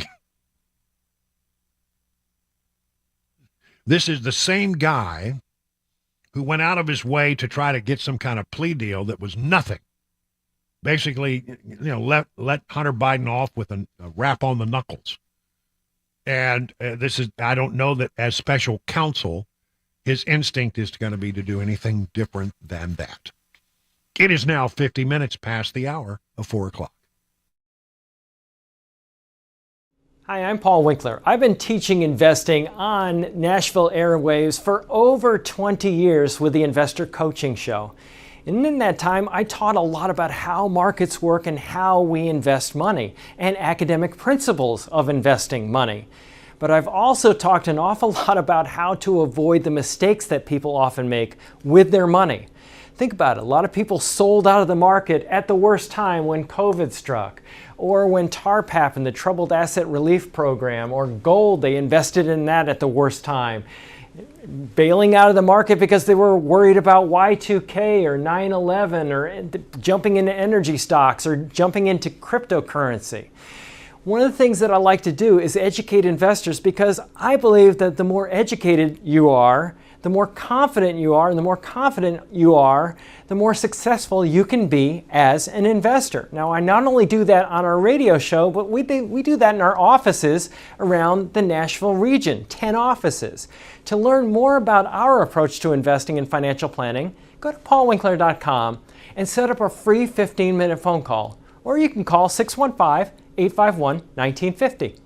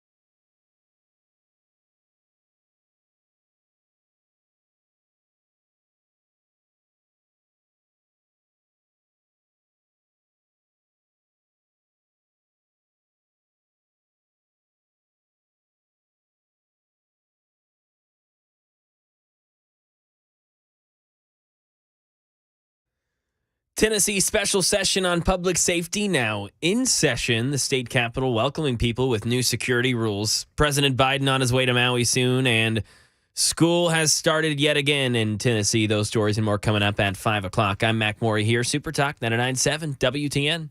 And we know that there is some interest in what's going on in this special session. So, it could be a real S show, if you don't mind my using that term. It really could. And it could be that the protests spiral out of control as they have in the past, although it sounds like maybe they have come up with some ways to deal with that. Well, I want you to know that, we commit to big-time coverage of this issue for what it's worth. We're going to be on it like a big dog. Coming up after the news with Mac Morey, we're going to have Dan Mandis, who's been monitoring of course, it's hard for me to do it while I'm on the air, monitoring the activities of the special session on the inside, what they're saying, when the gavels come down. And then our Matt Murphy is going to be there giving us sort of a bit of color play-by-play of what's happening in the hallways and the mood in the place, etc. If you're interested in this issue at all and what may or may not come out of it, hang around, because I think it's going to be compelling radio here in just a few moments as Team WTN crashes the boards. It is now 58 minutes past the hour of 4 o'clock on Super Talk 99.7. All right, it's been dry for the last couple of days, but boy, when we had those rains the other day, you may have noticed that you've got a waterproofing problem or a foundation issue. This is when it crops up, when the rains are heavy. Now, here's the thing. Do you know how to deal with this? I mean, you're not an expert. You're not an architect. You're not an engineer, right? What you need is real expertise for people to do this for a living. And for my money, you want to call USS. They will come out to your house, take a look at what's going on, give you their assessment. If you decide to go forward, you won't pay a penny until the job is done and you're completely satisfied. 25,000 satisfied residential customers. Let me let you hear from a few of them who have had the experience of working with USS. How about Mark, talking about the project manager from USS? My project manager was a huge benefit as he has so much experience and made me really feel comfortable. He knew that what the right repair plan should be. As compared to other quotes, some higher, some lower, I went with USS because of him. The crew that did the job was on time, efficient, and I could tell they wanted the job to be right, not just done. That's Mark. Jerry writes, this is the best crew I've ever had do work on my house. Best I've ever seen. Very professional. They did an excellent job. USS, they guarantee their best, serving Middle Tennessee, Southern Kentucky, Western Kentucky, Northern Alabama, online at USSTN.com. Or call this number, 615-488-7855.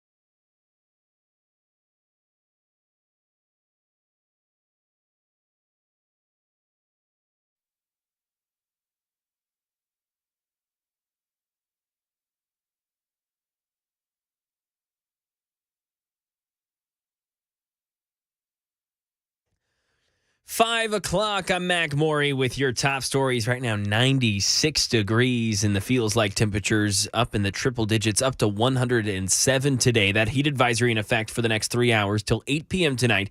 Got a complete weather forecast, latest traffic report upcoming in 5 minutes. Right now, starting here in Tennessee, the state special session on public safety is now gavelled in to work on legislation that expands mental health resources, school safety, and stricter penalties for violent crimes. But Republican leadership vowed not to consider anything restricting someone's access to firearms, which includes Governor Lee's proposed enhanced order of protection that when a court rules someone is a threat to themselves or the public. Channel 4's Michael Orrick is inside of the state capitol and tells us about some new security rules for today. It limits the amount of people who are allowed in the House chambers themselves, and it limits the amount of people who can be outside the House chambers in this rotunda. So we've seen long lines of people actually have to wait for state troopers to allow them in.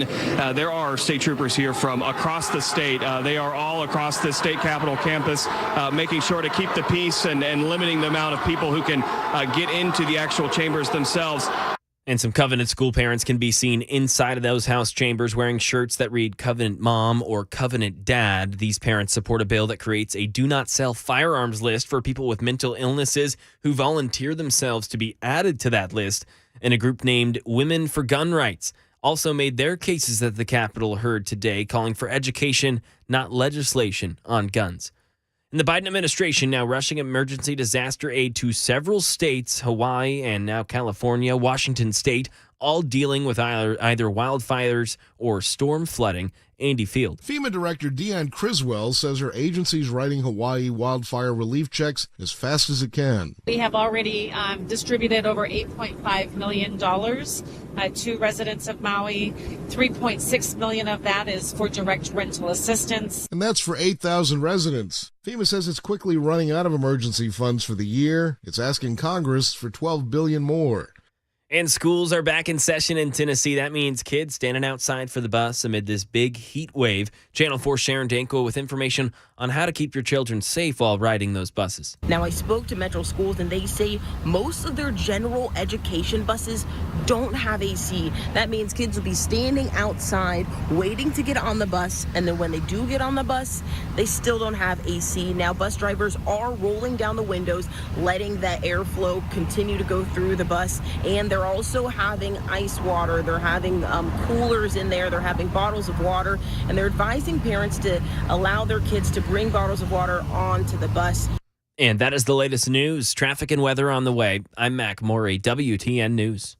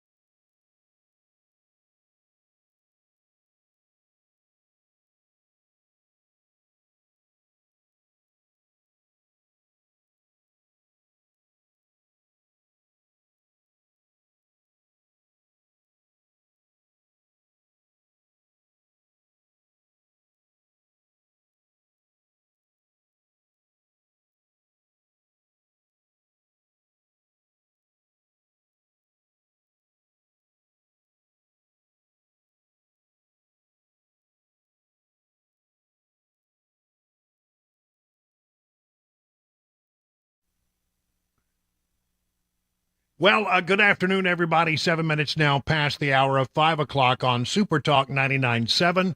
I am Brian Wilson, your friend and radio buddy, and you're listening to The Drive for Monday, August 21st. This special session has been gavelled into order in the last hour or so, and we're going to take a few moments here to do some team coverage so that you have a good sense of what's being said. Joining us from his studio, where he's been monitoring the activities inside the chamber, is Dan Mandis from Nashville's Morning News. And then Matt Murphy is there on the scene giving us some color play-by-play. Matt, stand by. I'm going to start with Dan Mandis to give us sort of a wrap-up of how things have been going once the gavel came down inside the chamber. Dan, give us your update.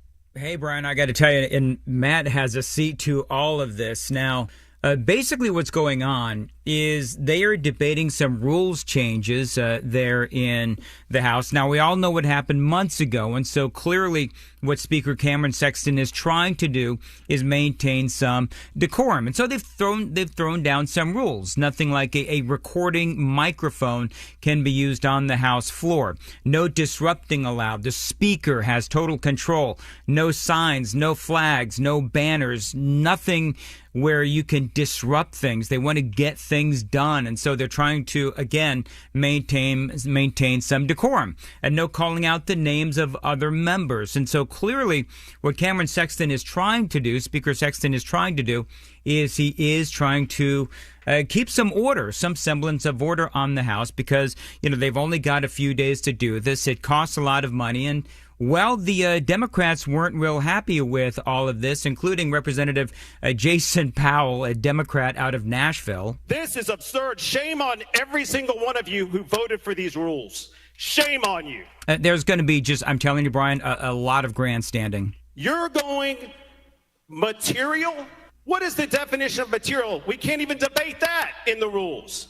It goes up on the board, and we limit somebody who sent me up here to represent thousands and thousands of Tennesseans silence for 3 days.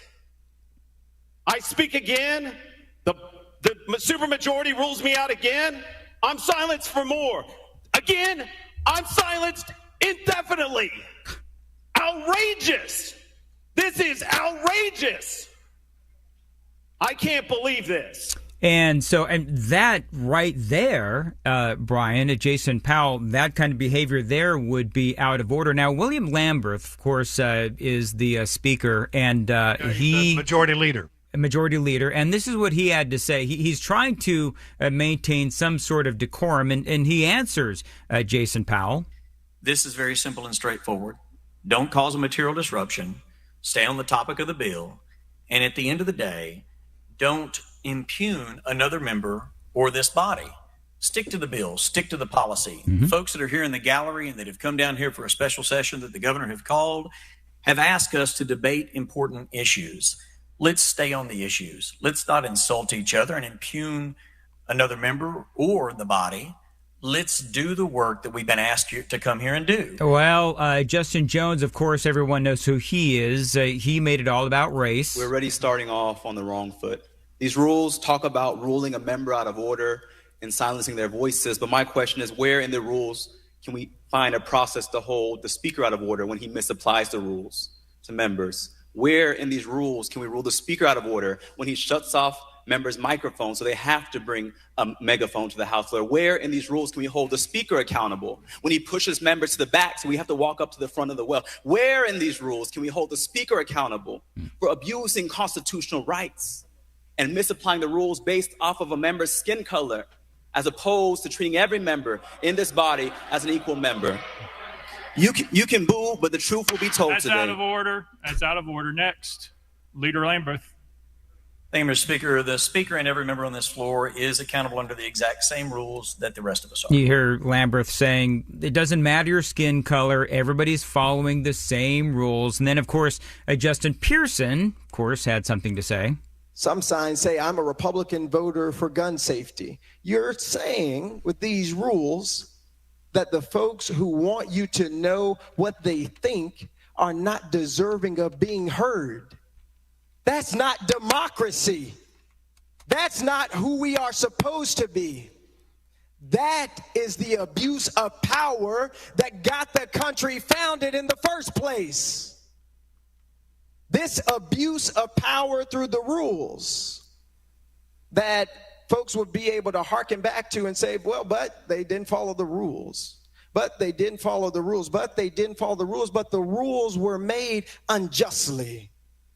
Many laws are being made unjustly. Many members being called out of order unjustly, and the opportunity to respond. So as I said, Brian, there's a lot of that. Now, I was editing some audio, so Matt can probably pick up the story from there. This is just about rules changes. I mean, they haven't even started really we debating haven't even got into the meat of the bills. You're exactly right. Correct. And what was my prediction, that this would immediately turn into an S show? Well, it already has. It already has. Well, let's hang on there, Dan. You hang it right there. I want to check in with Matt Murphy now, who's in the Capitol complex. Matt, tell me where you are, what you've seen, and what your observations are about the mood in the building. Well, I'm standing just outside of the Tennessee Capitol, Brian, and I would like to thank Dan Mandis of Nashville's Morning News. I had to hear that Democrat garbage once, and then I had to suffer through it again. I really appreciate that, and I deserve battle pay for having to do it twice. That said, the Democrats, here, let me bottom line it. The Democrats are acting like children. They complained when they were expelled from the body in the regular session. They complained and said, we didn't do something that merits expulsion. It was explained to them, well, we have two options, censure or expulsion. Now the Republicans are giving them additional options that they claim to want in the regular session, and now they're moaning and complaining about those additional rules that would give them the availability to remove them from the body for a day or a series of days without fully expelling them from the body. So the Republicans are giving themselves and the Democrats additional options in terms of people breaking the rules, and they're still complaining about that. It's as simple as this. They're going to complain about every step of the process and scream about democracy. Here's the idea that I have. If you want different rules packages in the Tennessee General Assembly in special session, how about win more elections, and you and your fellow Democrats who win elections can then make up the rules. Sorry, I'm a little worked up because I had to listen to that garbage twice. But yes, they are complaining about everything. They'll continue to complain about everything. They'll pass these rules eventually, and I expect that this is the most fireworks that we're going to get out of all of this, because once they do this, it's very likely that they're going to very swiftly pass some of the bills, some of the more favorable bills in the body, and get out of town as quickly as possible, which is the mood that I got. I also would note that the Democrats on the floor of the House of Representatives on several different occasions, one was Representative Powell, and the other was Representative Pearson, complained about the number of state troopers in presence at the state capitol. I find it fascinating that we are at a public safety special session, and the Democrats elected by their constituents are complaining about the amount of public safety provided for the gallery and for the members of the legislature itself. It's just fascinating to me what childish antics are going on at the Tennessee State Capitol. What about the rotunda and the galleries? Have they been limited? I read something where they might not allow as many people in. One side of the gallery has been expressly limited to members of the press, to lobbyist organizations, and other interested bodies along those lines. The other side of the gallery, the east side of the gallery, is for public viewing. The rotunda has a fair amount of people, but I think most of the individuals who were unable to get into the gallery once the gallery reached capacity left, because frankly, Brian, I saw far more state troopers than I did individuals in the actual rotunda, but I would estimate there was an overflow crowd of about 100 or thereabouts in the rotunda. There was a full east gallery and about a half full west gallery with assembled media and other interested legislative parties. All right, so as we bring Dan Mandis back into it,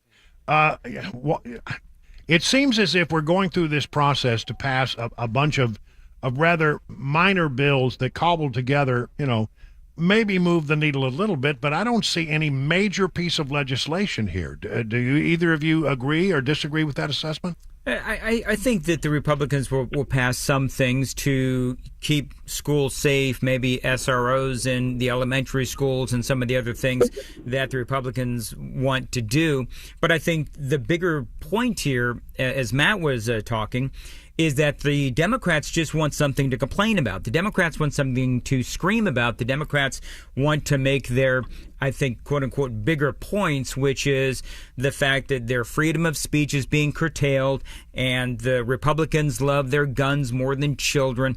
That's what this whole thing is about. It's all about how loudly they can scream, how bad they can make Republicans look, because ultimately what they want in years moving forward is going to be more seats in the House of Representatives. And if they can demonize the Republicans because of their love of guns over children, that's what their ultimate goal is. All right. And Matt, have you seen any indication that there are agitators in the area? There's a group called Moms Demand Action. I think I had that correctly. That are wearing red shirts. They're in high numbers in their presence. I would put, maybe a third of the entirety of the gallery amongst those individuals, but they seem to be relatively calm. The speaker has had to calm the gallery on two separate occasions. On the last occasion that he quieted the gallery, he told them that there would be no further warning, that any other disruption would lead to a removal of the individuals responsible from the gallery. And since that time, at least from the time that I left the gallery to make this call, there had been no further disruption. So people seem to be minding their manners in the gallery, at least. I think the biggest disruptions are coming from the floor. And as Dan played, of all of the Democrat speeches, the only one that has been curtailed in any way, they each get 5 minutes. The only one that was curtailed in any way was Representative Justin Jones, after he overtly stated that the Speaker of the House was racist by denying him his right to free speech based on the color of his skin. And, of course, the Speaker immediately gavelled him out of order and moved on to the next person. All right. Well, it's an ostentatious start, I guess is the word I'm looking for. Auspicious. Maybe that's the better word. Auspicious start. Yes, you're right. Crap show too, Brian. Crap show is pretty good too. I'll be honest with you, Brian. I think crap show is far more descriptive and appropriate. Yeah, I know. And listen, I have a feeling that it's not over yet, and I also have a feeling that we haven't seen the height of the protest because I think everybody sort of understands day one is organization day. Get things going. We haven't gotten into the meat of it at all, but I think that we're not done yet. Is my personal opinion. This thing's going to get worse before it gets better, and it may never get better. All right, well, listen, Dan Mandis monitoring the activities in the chamber, and our own Matt Murphy down there laying eyeballs on what's happening, giving us the mood of the chamber. Very much appreciated. Thank you so much for joining us here on Super Talk. Thanks, Brian. All right, guys, it is 20 minutes now past the hour of 5 o'clock.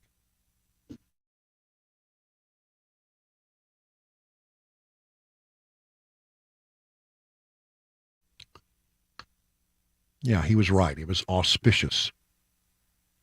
Dan Mandis corrected me. This is gonna haunt me for days. Let me tell you about the Nashville Armory Ranges, two locations for your convenience. The Nashville Armory is at 4290 Killenwood Drive in Nashville, 15,000 square feet, which combines retail, classrooms, and, of course, pistol and rifle-rated ranges. So you can learn, you can become proficient, and then you can stay that way. The second location, the Franklin Range at 390 South Winds Drive. There you'll find 10 state-of-the-art shooting ranges equipped with automated target control and custom shooting stalls that provide a virtually private shooting experience.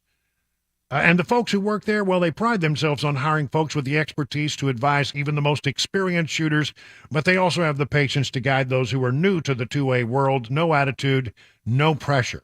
And gunsmithing is back at the Nashville Range. If you're buying your first gun, if you're adding to the collection, you'll find a wide selection of new and pre-owned firearms, suppressors, optics, apparel, shooting accessories. Look, it's the place to buy, it's the place to train, and it's a place to become a very good shot. Learn more, go to armoryranges.com and let them know your friend and radio buddy Brian Wilson sent you.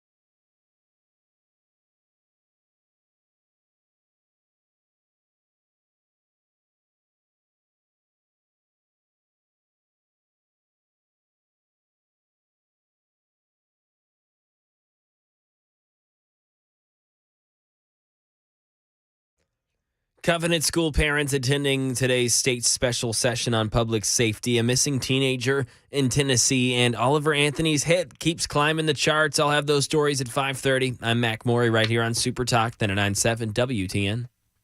It is 25 minutes past the hour of 5 o'clock on Super Talk 99.7. My thanks to Dan Mandis and Matt Murphy for crashing the boards to give us team coverage of what's going on down there at the state legislature for this special session. And we'll stay on top of it for you. You can count on us to bring you the very latest, whatever it is they have to say, whatever it is that happens in this big S show that's going on down there. We'll try to keep you abreast of all the latest developments. I want to talk very quickly about some things going on in the economy. Because, as you know, as we head into the 2024 election season, I think it's fair to say that most people who understand politics understand that as the economy goes, so goes the election. And there are a bunch of signs out there. These aren't political stories. They are just observations about what's happening in the world around us.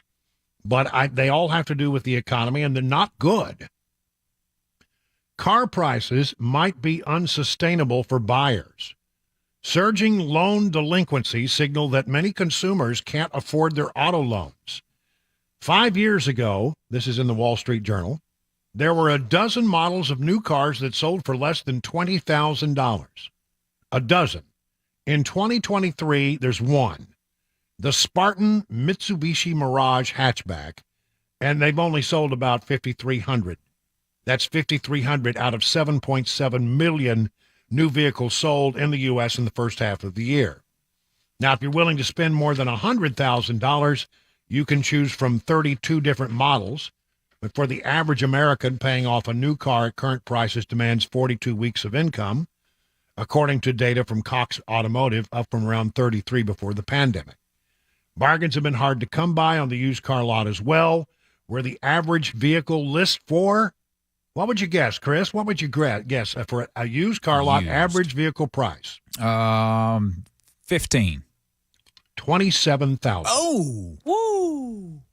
Wow. That, according to that, up more than 30% from pre-pandemic levels, according to Cox data.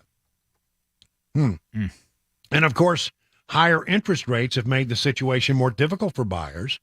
Today's average new car loan has a monthly payment north of $750 with an interest rate of 9.5%. Man, I am so glad I got my car when I got my car. Me too. Wow. For used cars, the average rate is above 13.7, according to Cox. The average term for loans issued over the past 3 years is nearly 6 years, according to data from Experian. Those numbers could explain a mystery bedeviling auto lending's seasonalized rates of severe delinquency. A lot of people just can't make they get into these loans and they just can't make the payments. Usually you get the default spikes when unemployment spikes. It's the biggest correlation in consumer credit. To see them go up that much while unemployment is still low is not typical. It's inflation, it's higher rates, and it's just that cars cost too dang much right now. So automakers leaned into their pricing power during the pandemic, selling more expensive vehicles and features as supply chain issues gave them real problems.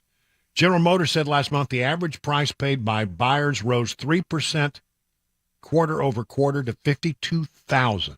Average price for a new car at GM. And then you're dealing with, a Chevy. No, don't get started. Wow. It was a cheap shot. I don't mean it. I've driven Chevys. I love them. Let's see.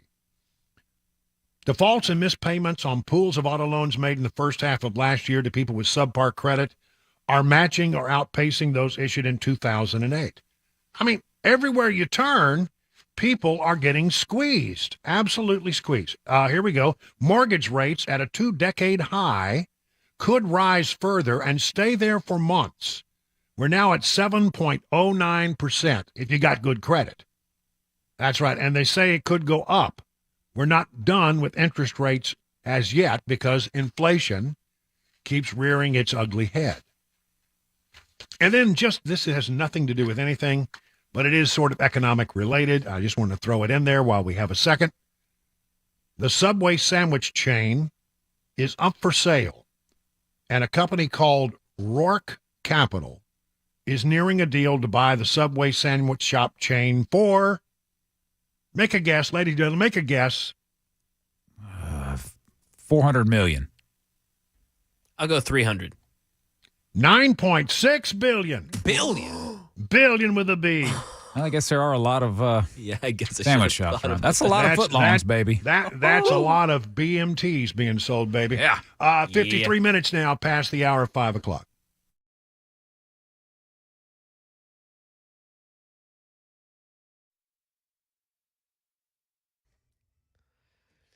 It's 5:30. I'm Mac Morey with your top stories. 95 degrees in Music City. Heat advisory in effect until 8 o'clock tonight. Complete forecast, that latest traffic report upcoming in 5 minutes. Right now in Tennessee, the state special session on public safety is in session currently, and it's working on legislation that expands mental health resources, school safety, and stricter penalties for violent crimes. Republican leadership has vowed not to consider anything restricting someone's access to firearms, which includes Governor Lee's proposed enhanced order of protection when a court rules someone is a threat to themselves or the public. Channel 4's Michael Warwick is at the state capitol and tells us of Covenant parents fighting for a bill that creates a stronger last line of defense, the emergency response systems. In the event all efforts have failed, and we are solely relying on enhanced security protocols, we have already lost the day. At best, another group of children will have had their innocence and sense of security stolen from them. And another bill they're fighting for is a do not sell firearms list for people with mental illness who volunteer themselves to be added. A missing teenager in Tennessee. News 2 says that 17-year-old Davia Lachey Martin was reported missing last Sunday, was last seen the day before in Rutherford County. Anyone with information asked to call police. In some entertainment news, working class country music finding a voice right now. Jason Nathanson. A major chart record for a song that's captured the mood for many in the U.S. right now. It's a damn shame what the world's gotten to. Oliver Anthony's Rich Men North of Richmond debuts at number 1 on the Billboard Hot 100 singles chart, thanks to it going viral online. And he's the first ever artist to debut at number 1 without any chart history to his name. The song has struck a working class chord, but also turned some off with some of its lyrics. We got folks in the street, ain't got nothing to eat, and the whole beast milking welfare. Anthony also tops the Billboard Hot Country Songs chart. And that is the latest news, traffic and weather on the way. I'm Mac Morey, WTN News.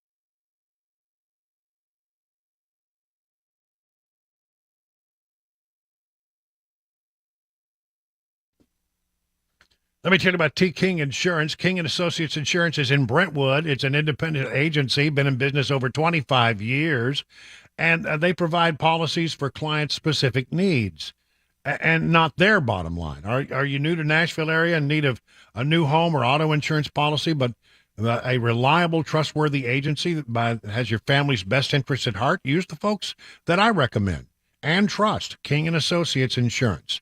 Now, listen, here's the number you call, 615-329-8121. You dial that number and something remarkable is going to happen. You're not going to get a phone tree. You're not going to get a recording. You're going to get somebody who will actually try to take care of your problems, an actual human being. And here's the other thing. Because they're an independent agency, they can shop around. You not only get great customer service, but you're going to be able to get an actual insurance policy that meets your needs. That's what they do. Multi-policy discounts can save you big money, 20, 25, 30, 35%. So get your royal review. That's what they call it. You just call them up and they'll start going through the process. Get your royal review with King & Associates. Log on to tkinginsurance.com. King Insurance and Associates, royal treatment and great rates.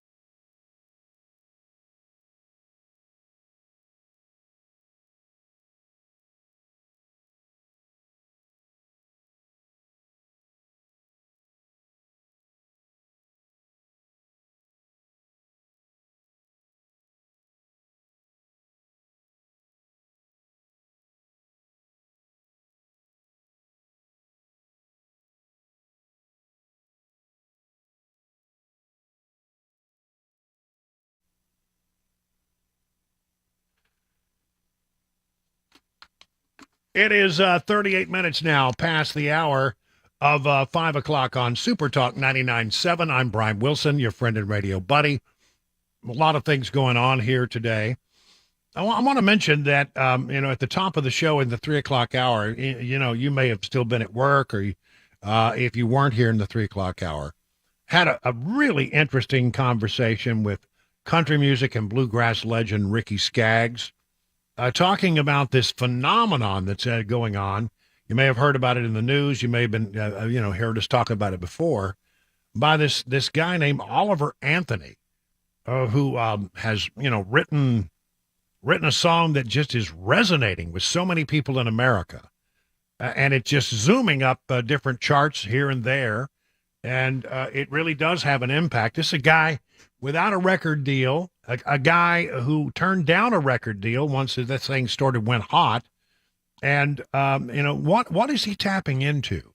I think Ricky, first of all, understands, what's going on in America perhaps more than most people do, because he's still out there, still playing shows, still talking to people. I think he's got his finger on the pulse of it, but also musically, what's going on.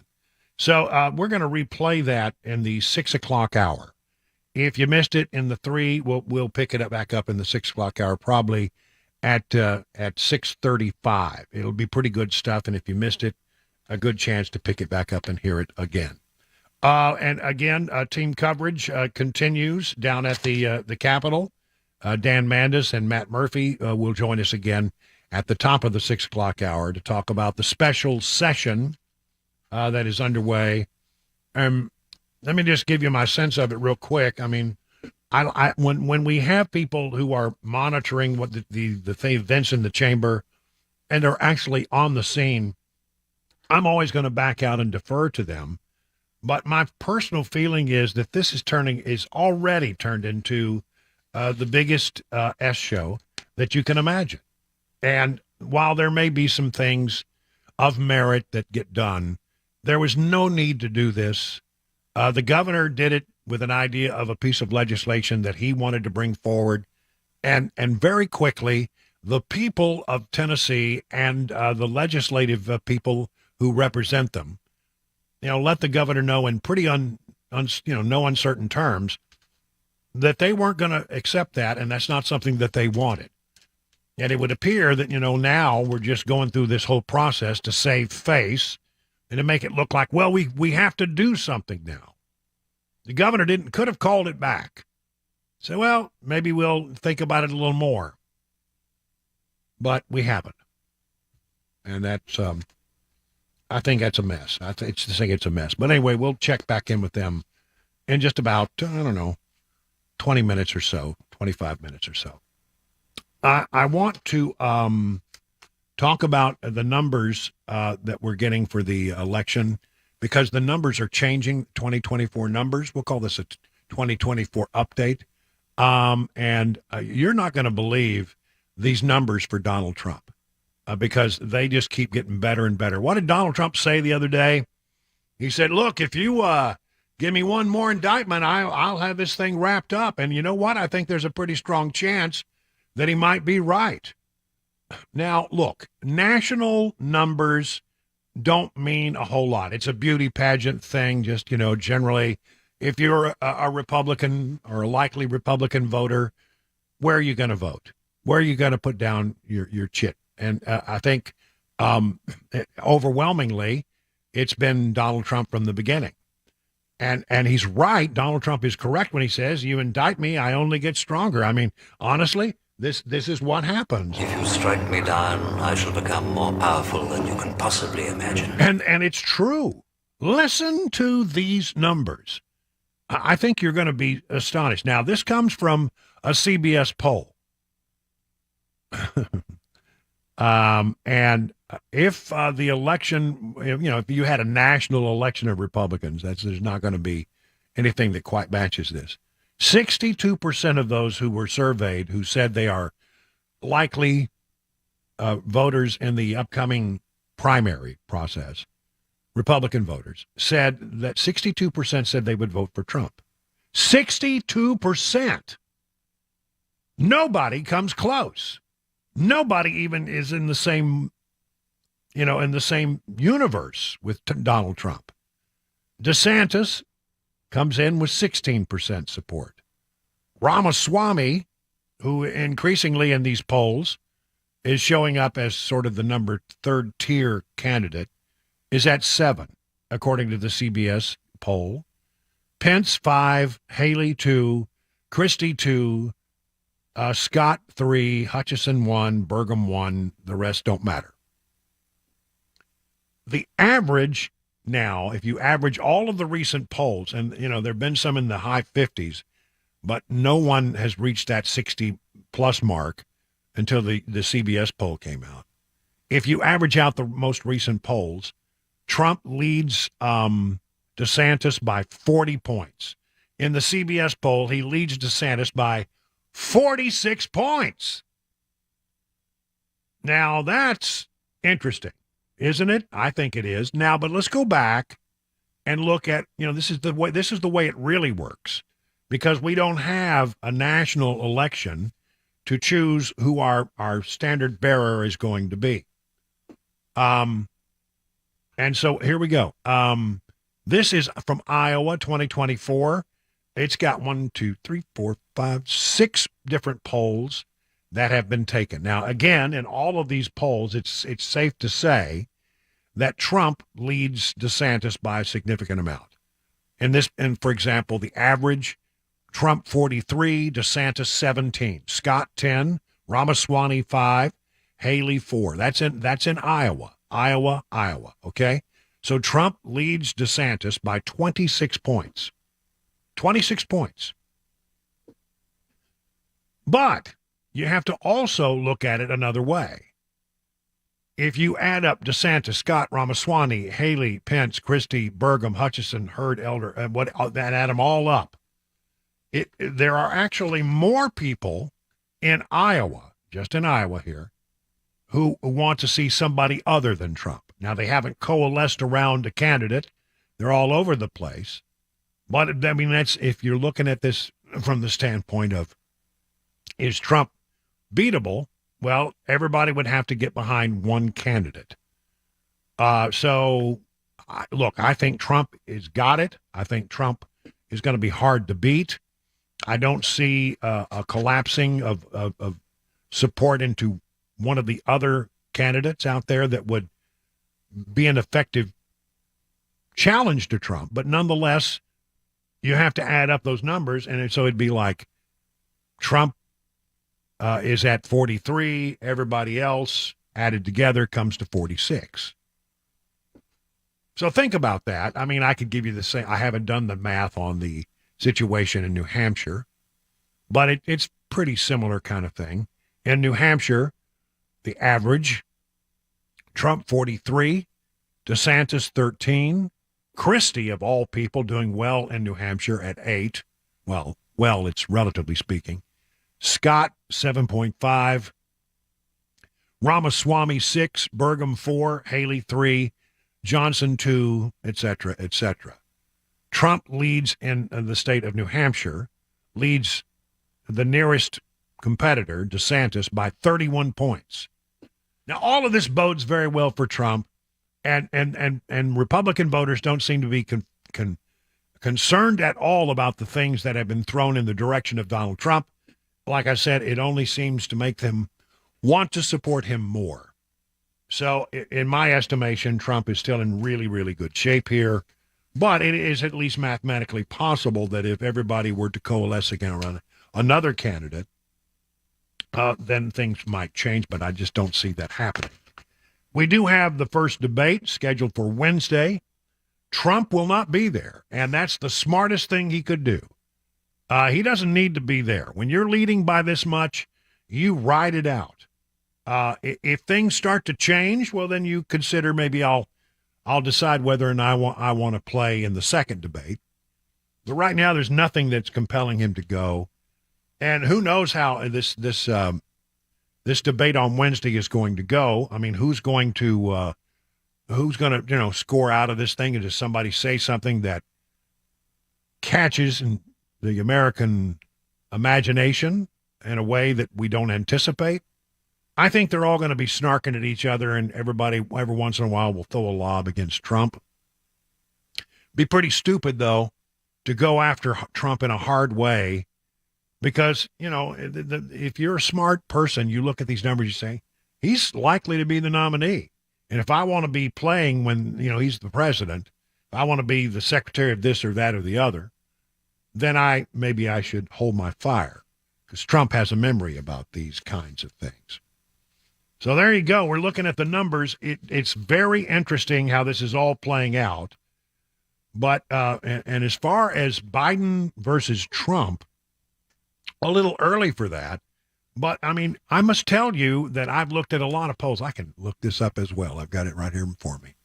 I can give you the answer of how it would look. General election, Biden-Trump. Man, listen to this. This is the Real Clear Politics average of polls. A lot of people have run this and have made their own determination about it. But if you look at Trump versus Biden, it's the last poll that came in, Emerson, it was a tie. But if you average out all of the polls, which is an interesting way of doing it, It's Biden 44.4 and Trump 44.0. A statistical tie. It's going to be another tight election, folks. There just seems to be little doubt about that. 50 minutes now past the hour of 5 o'clock.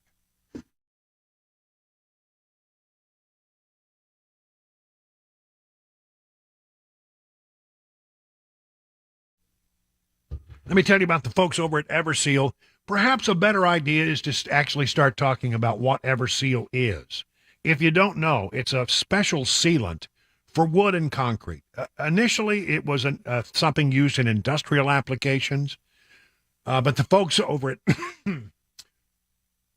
I apologize. The folks over at Everseal found a way to turn this into something you could use in your home or business. The process starts with a cleaning and make your wood and concrete look as new as it possibly can. And then they add this patented sealant, which absorbs all the way through the wood, all the way through the concrete to become a permanent part of your wood and concrete and will prevent any further deterioration for the next 30 to 50 years. That's an astonishing number.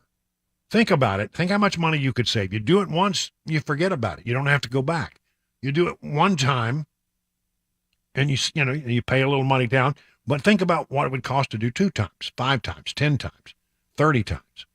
You can see why this might be a good investment for you. And if it sounds like something you're interested in, then why don't you reach out to Steve Nelson and the team over at Everseal. Here's the number. 1-844-EVER-USA. That's 1-844-EVER-USA. And learn more about the whole process and all the things that they can do for you by going to their website, ever-seal.com. Hi, I'm Paul Winkler. I've been teaching investing on Nashville airwaves for over 20 years with the Investor Coaching Show. And in that time, I taught a lot about how markets work and how we invest money and academic principles of investing money. But I've also talked an awful lot about how to avoid the mistakes that people often make with their money. Think about it. A lot of people sold out of the market at the worst time when COVID struck, or when TARP happened, the Troubled Asset Relief Program, or gold, they invested in that at the worst time. Bailing out of the market because they were worried about Y2K or 9/11 or jumping into energy stocks or jumping into cryptocurrency. One of the things that I like to do is educate investors because I believe that the more educated you are, the more confident you are, and the more confident you are, the more successful you can be as an investor. Now, I not only do that on our radio show, but we do that in our offices around the Nashville region, 10 offices.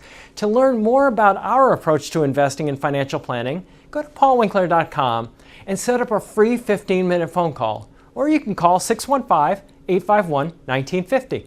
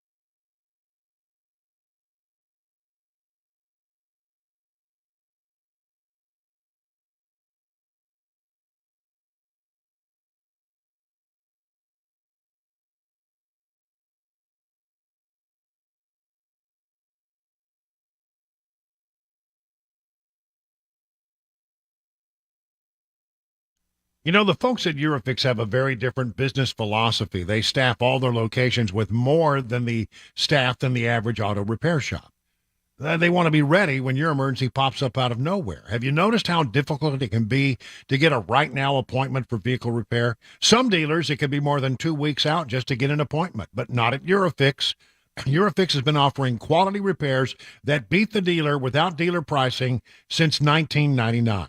Plus a 3-year nationwide warranty and the staff to fix your car now. If you're tired of waiting forever to get your car into the shop, then call Eurofix. Owner Aaron Stokes says, "We will never be too busy for our customers. We are here to take their pain away now."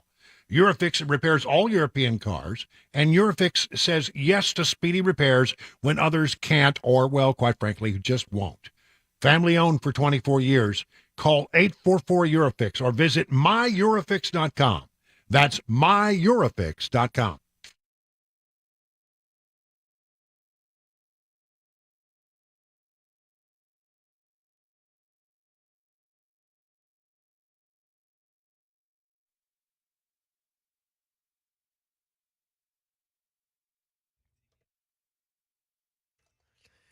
It is 6 o'clock. I'm Mac Maury with your top story. Sunny, 93 degrees, heat advisory in effect until 8 p.m. Forecast latest traffic report coming up in 5 minutes.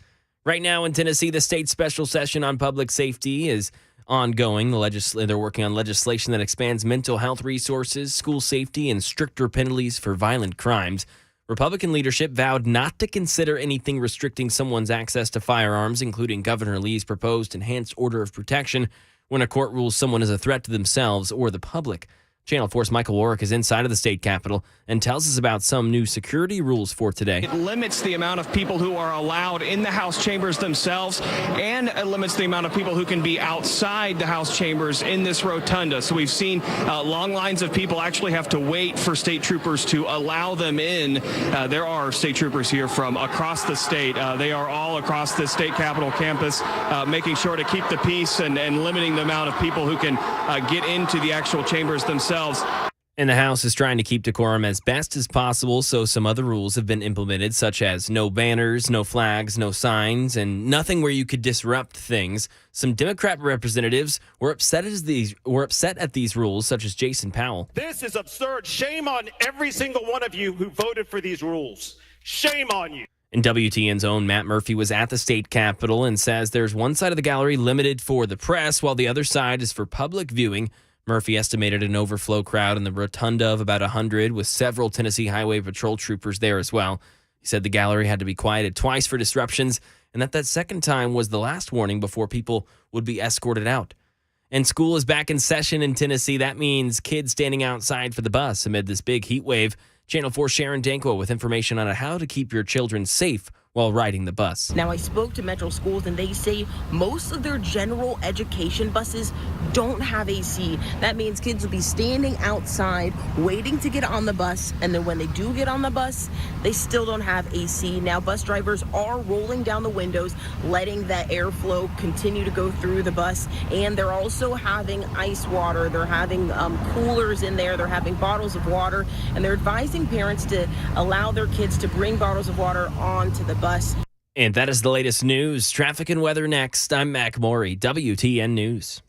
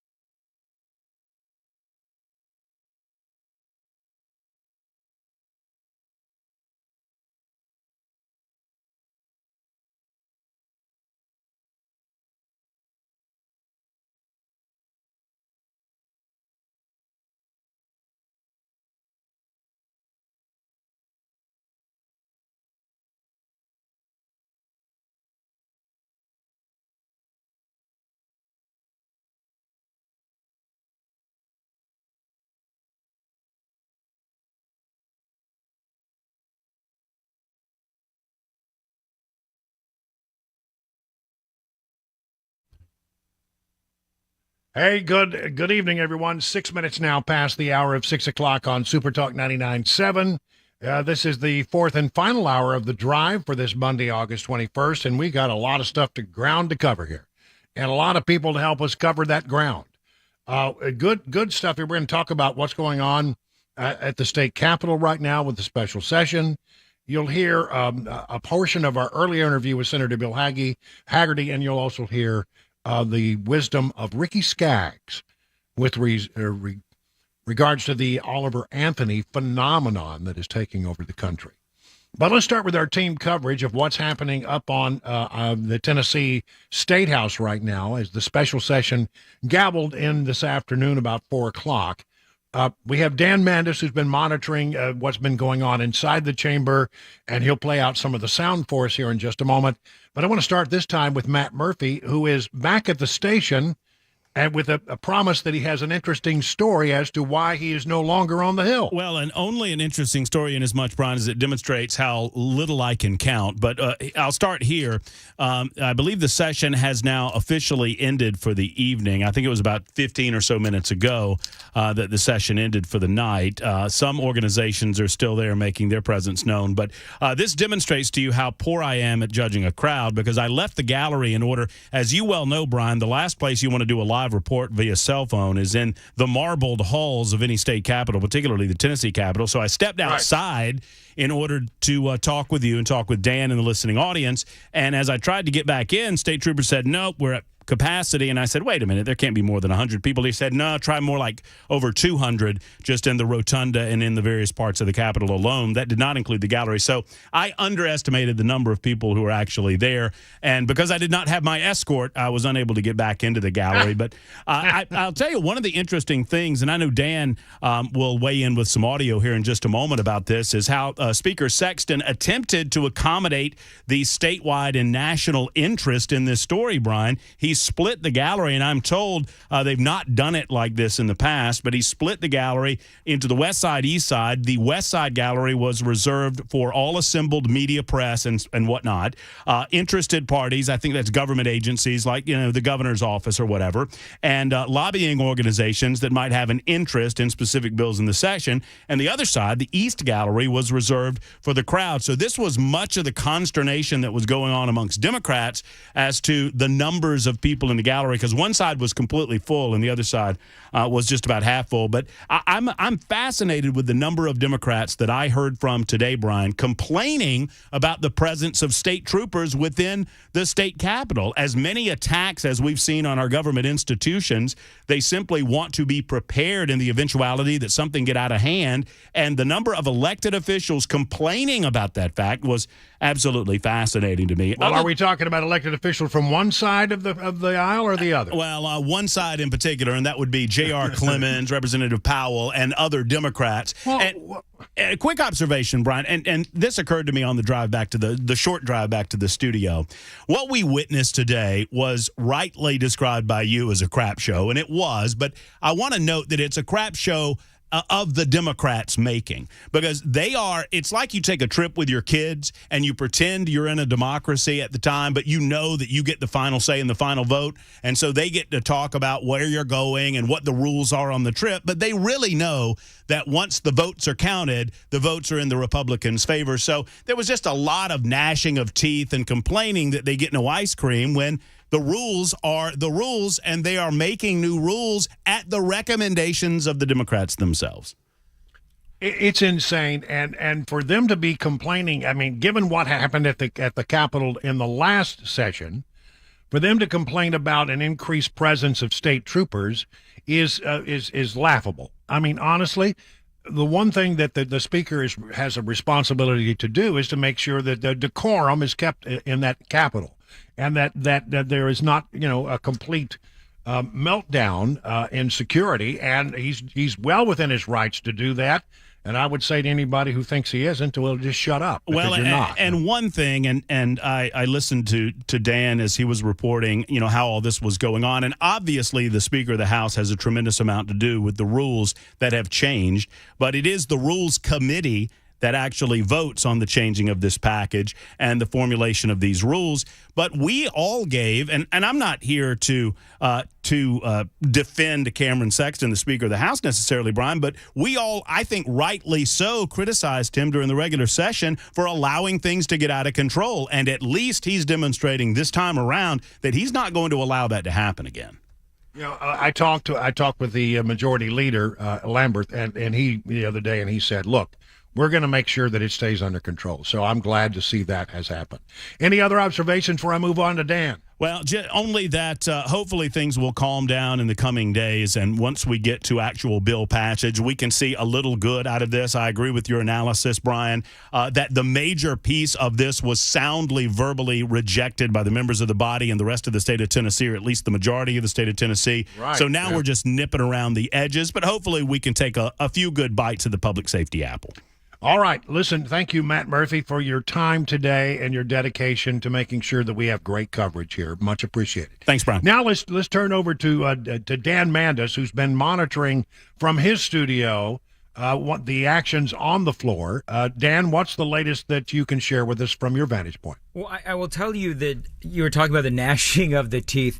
It is so clear who the adults are in the room, and it is the Republicans, obviously, because it was a couple of hours of just, stamping of the feet, arms folded, complain, because that's what they're trying to do. They're trying to set a narrative that the Republicans won't let them have their say, that they're trying to, keep them down. I mean, this is what the Democrats, knowing that they weren't going to be able to do what they wanted to do, they clearly just want to have something to complain about. Now, John Ray Clemens, of course, a Democrat, he was complaining about that lack of transparency. Matt was talking about how the folks were seated in the balcony. This is what John Ray Clemens had to say. And, the father of the revolution, Sam Adams, one of his first things he did as a member of the Massachusetts legislature after they defeated the Stamp Act was to build galleries in the state legislature to be transparent and open to the people.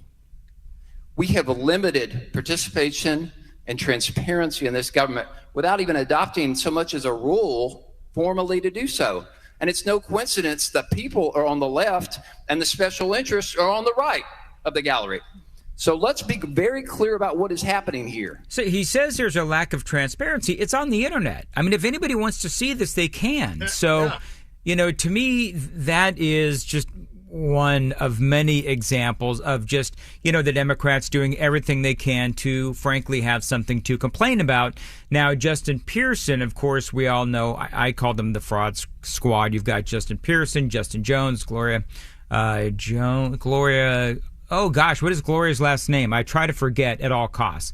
But this is Justin Pearson, Gloria Johnson. This is Justin Pearson, and he was talking about these rules because remember what all of this is, pretty much the entirety of the day in the House of Representatives was nothing but, debating back and forth about the rules, but there really wasn't even much of a debate. It was just the Democrats, and they were complaining about the rules. And so Justin Pearson talked about how this is a violation of his free speech. Some signs say I'm a Republican voter for gun safety. You're saying with these rules that the folks who want you to know what they think are not deserving of being heard. That's not democracy. That's not who we are supposed to be. That is the abuse of power that got the country founded in the first place. This abuse of power through the rules that folks would be able to hearken back to and say, well, but they didn't follow the rules. But they didn't follow the rules. But they didn't follow the rules. But the rules were made unjustly. Many laws are being made unjustly.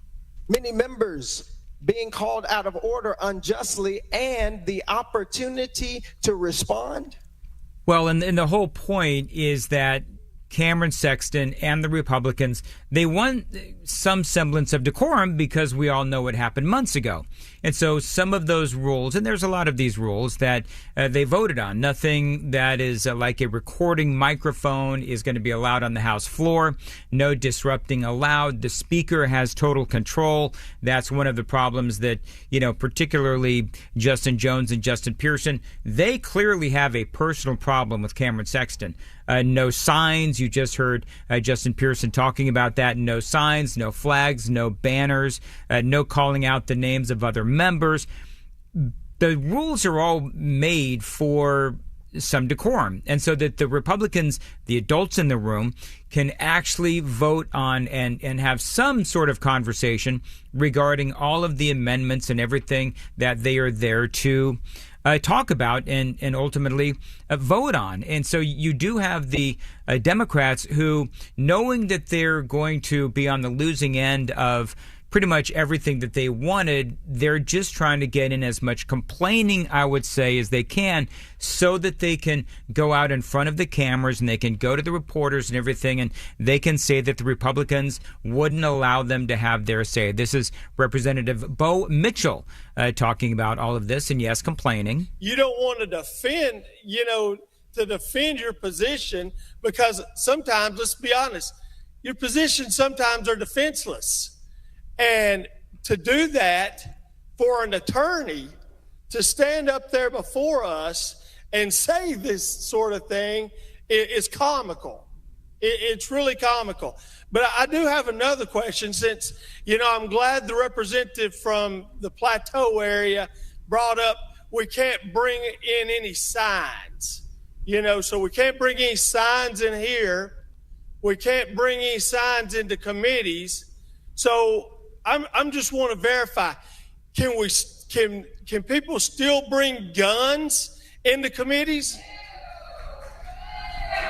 Is that still balcony? Next warning, you all get removed. Representative Mitchell. I asked, can we still bring guns into Cordell Hall and into committee rooms? And in that, in the few moments after that, Mitchell O'Brien just kept screaming and asking, the question. And Representative Johnny Garrett, Republican, he basically, and I was saying earlier, Brian, that all the Republicans want is a little decorum. And as I said, the Republicans, clearly the adults in the room, and there's a lot of screaming, as you guys said, there's a lot of gnashing of the teeth. And Johnny Garrett just says, can you just follow the rules? As long as we abide by the rules that we put place in this House, we are going to get things done for our constituents back home. If we have none, the judge could hold me in contempt and throw me in jail. That's not the solution that our constituents elected us to do. When we all abide by the rules, we are all Tennesseans and we are all Americans, because our rules are the U.S. Constitution and the Constitution of the state of Tennessee. I do find it interesting. You and Matt were talking, Brian, about the fact that they were so worried about law enforcement, state troopers there inside of the Capitol. It is amazing to me, and it's frustrating to me as well, that you have these Democrats who are so triggered by law enforcement, and whether it is having SROs in elementary schools or law enforcement inside the Capitol because of what happened the last time, they seem to be triggered. And for me, I got to tell you, it is so disturbing that they are so triggered by law enforcement, because we all know what happens when there is no law enforcement, when there is this defund the police attitude, because we've seen that in Democrat-run cities across America. It seems to me that if they are concerned about the presence of state troopers, it would be only because that they had a plan to come in and create a level of chaos that would be unacceptable. So that's why they're upset. And all of this rings a little hollow to me, because they say, well, supermajority. Well, you know why there's a supermajority of Republicans in the state house? Because the people sent them there. And as Matt Murphy said the last time we were all together, if the Democrats want to have more control, there's an easy way for that to happen. Go out there and win more elections. But until then, understand that you are in the minority, as Republicans were many, many years ago.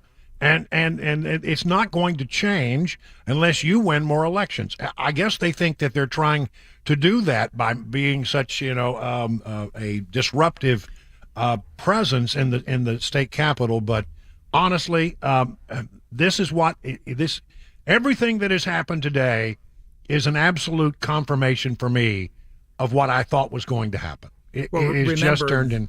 Yep, you're right. And last thing I'll say on this, remember what they want to do. They want to be able to go in front of the cameras, in front of the media, and say that, their rights are being trampled on. And this is all about, racism. And this is all about, how the Republicans are just, as I said earlier, the Republicans, they're just frankly all about, they love their guns more than they love their children. And this is what it is that they want to be able to say. And so the Republicans were in a no-win situation in the sense that the media is going to be, flooding towards Justin Jones, flooding and running towards Justin Pearson and some of these other folks.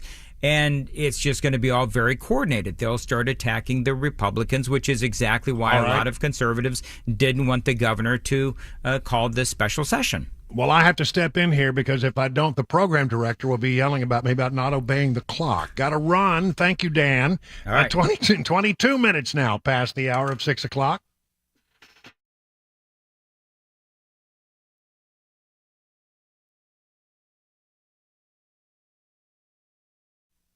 Man, do I love the folks over at DT McCall's. They got a bunch of different locations all over the state of Tennessee and in Middle Tennessee, and a place to go if you're looking for things for your home. Now, maybe you're looking for appliances. Maybe you're looking for furniture for your bedroom, for your living room, dining room, whatever it is that you're looking for. Maybe you're looking for a mower, and that they've got some of the best. And I buy a lot of my stuff over at DT McCall's, and I couldn't be more happy with the stuff that I've gotten there because I know I got a good deal on it and they treated me right. You see, it's a family-run company that's over 100 years old, and you don't make it 100 years without having a reputation for treating people correctly. Now, the other thing that I like about DT McCall's, whenever possible, they sell products that were made and manufactured in the state of Tennessee, keeping our dollars local. So if you want something for your home, if you need something for your home, appliances, furnitures, you're going to get a good deal. You're going to be treated respectfully. Why don't you just look up, the nearest DT McCall's? Find about their 5 convenient locations by going to their website, dtmccalls.com.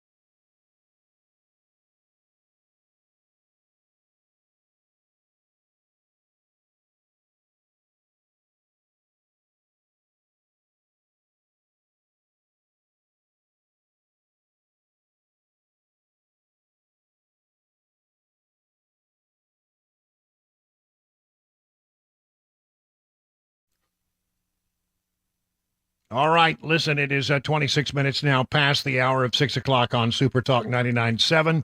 Listen, Senator Bill Hagerty was with us a little bit earlier, and we want to make sure that those who missed that interview in the 4 o'clock hour get a chance to hear a little bit of what was on his mind as he tours Tennessee as part of his economic development tour. Here is Senator Bill Hagerty from earlier today. You've been on an economic development tour, and I'd like to know, as you go out and you talk and you meet and greet people, what's on their minds when you chat with these folks? I can tell you this. We are doing so much better, Brian, than so many other states in the nation right now. We've made a very business-friendly climate here, a place that's great to raise your family, and a place where people who appreciate liberty and freedom love to live. So we're seeing our state grow. We're seeing companies move here from other states, from other countries.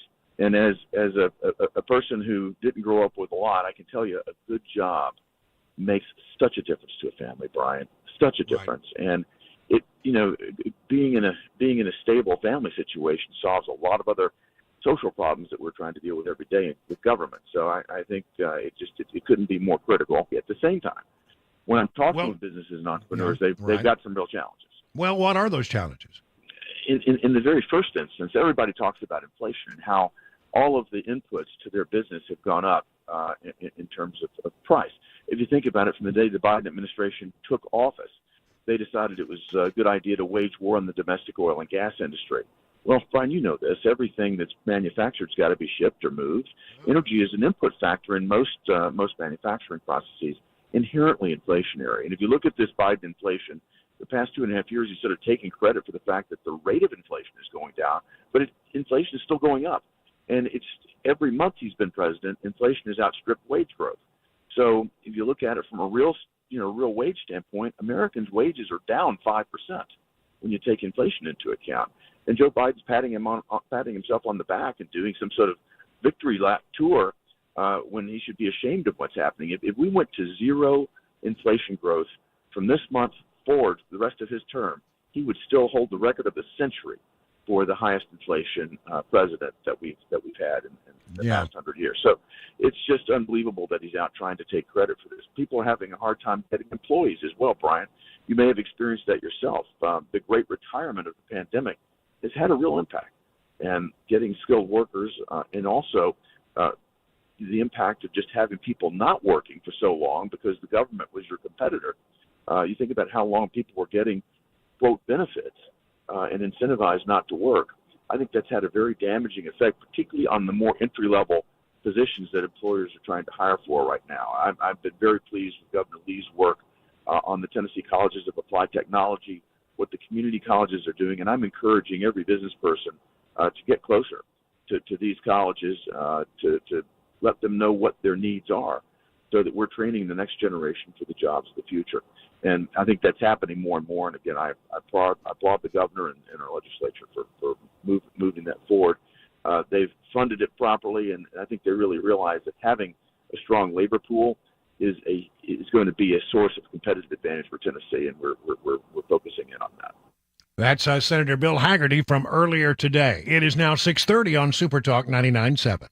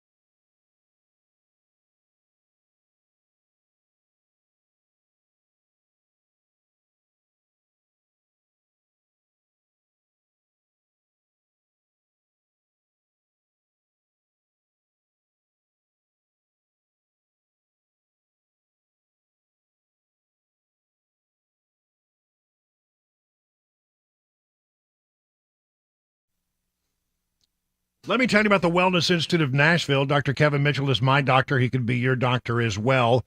Best known for this non-surgical spinal decompression. It's a therapy that can do a lot of people a lot of good. You have pain in your arms, your legs, your neck, your back. You have a tingling in your extremities. This therapy may be the answer for you. And if you're a new patient, man, you should take advantage of their 2023 special. An exam, consultation, x-rays if needed. You can bring an MRI in if you have one. You'll sit down with Dr. Mitchell, go over your condition. He'll come up with a therapy plan for you, and all of that is only $23. You might want to ask them about their first-of-a-kind KT machine. It's a spinal decompression for your knee. It elongates the knee and allows the meniscus and cartilage to receive healing therapy without the need for surgery or pain. Starts with a phone call, 615-246-5009. Again, 615-246-5009. Learn more at painisbad.com.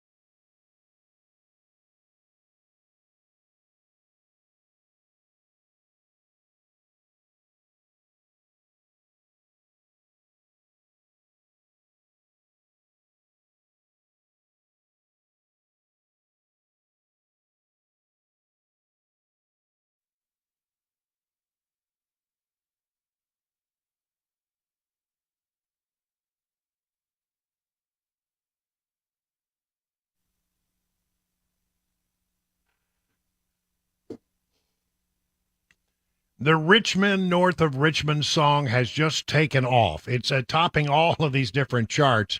It's a real phenomenon. And I'm trying to figure out why. And when I need somebody to tell me why music is resonating with someone, no better to turn to, person better to turn to than our friend Ricky Skaggs, who joined me earlier today. I wanted to have you on today to talk about this phenomenon that we're seeing going on in America with this guy named Oliver Anthony and a song called Richmond, North of Richmond. And this thing has struck a nerve, I think, with real, everyday, hardworking Americans. What is your sense of what's driving this and what's going on in America right now where people are so, eager to jump onto something that a song that has this kind of message? Well, he's telling the truth. He's real. He's not trying to be something that he's not. He's not looking for stardom. He's looking to have a platform to tell people the truth. I mean, I've been watching some of his videos. He opens up the Bible and reads from it, and I mean, the guy is just real, and I think because it's so out of the box, fresh, and not, it's funny that we're talking about, something real and something fresh, and the guy tells the truth. Wow, what a concept, And, I know, yeah. He turned down $8 million to sign a record deal. I mean, that's gotta say something right there. I mean, he don't want to be deeper in than we already are with the control, people that's controlling us from the government on down. I mean, it's just so refreshing to see what he's doing and see how people's responded to it. I mean, he had thousands of people, at this golf course here just, over the weekend. I mean, it's amazing. So I'm thrilled for the guy. I don't know him, but I feel like I do. I mean, he looks a lot like my oldest son, up in Kentucky. I mean, and acts like it, but I just think he's real, and I think people is so tired of seeing fake, and they're so tired of being lied to. And this guy is coming and bringing truth and bringing us song, and he's a little rough around the edges, just like we all are, and we're, all the 9-to-5ers can really relate to him because they're working for a living, and it's almost like, another day older and deeper in debt, I mean, there's an old one, yeah. And, so let me ask you this. I mean, he turned down an $8 million record deal. I noticed where John Rich, who may well be on the show a little bit later, he's traveling. We're trying to catch up with him. He wrote that he said, the problem here is if he was at with a record company, he never would have been able to put that song out. No way, Jose. They're absolutely not. It's just more control, and I just love, I love the fact that, he's free to do what's in his heart, and he doesn't have to answer to anybody but God, and I love that. Yeah, I mean, is it also sort of a condemnation of the record machine that now runs Nashville? That I mean, this is a country song. This is a guy with a resonator guitar who's just standing out there in the woods singing his guts out and sending a message that seems to resonate with people. To me, that is the true definition of what country music is about. It's 3 chords and the truth. Yeah. And he's delivering that, but if you look around, there's not much of that going on in Nashville today. It's all super polished and I think polished to death and overproduced. Do you think that this couldn't? Because at one time, Ricky, let's just talk about it. You saved country music. You took country music back to and gave tribute to the roots of country music, and you saved it. Is a guy like Oliver Anthony somebody who might be able to save country music again, even if he doesn't have a record deal? Well, I think, Brian, this goes a whole lot farther and a whole lot deeper than just country music, brother. Uh-huh. This is the heart cry of America. America is responding to what he's speaking in this song.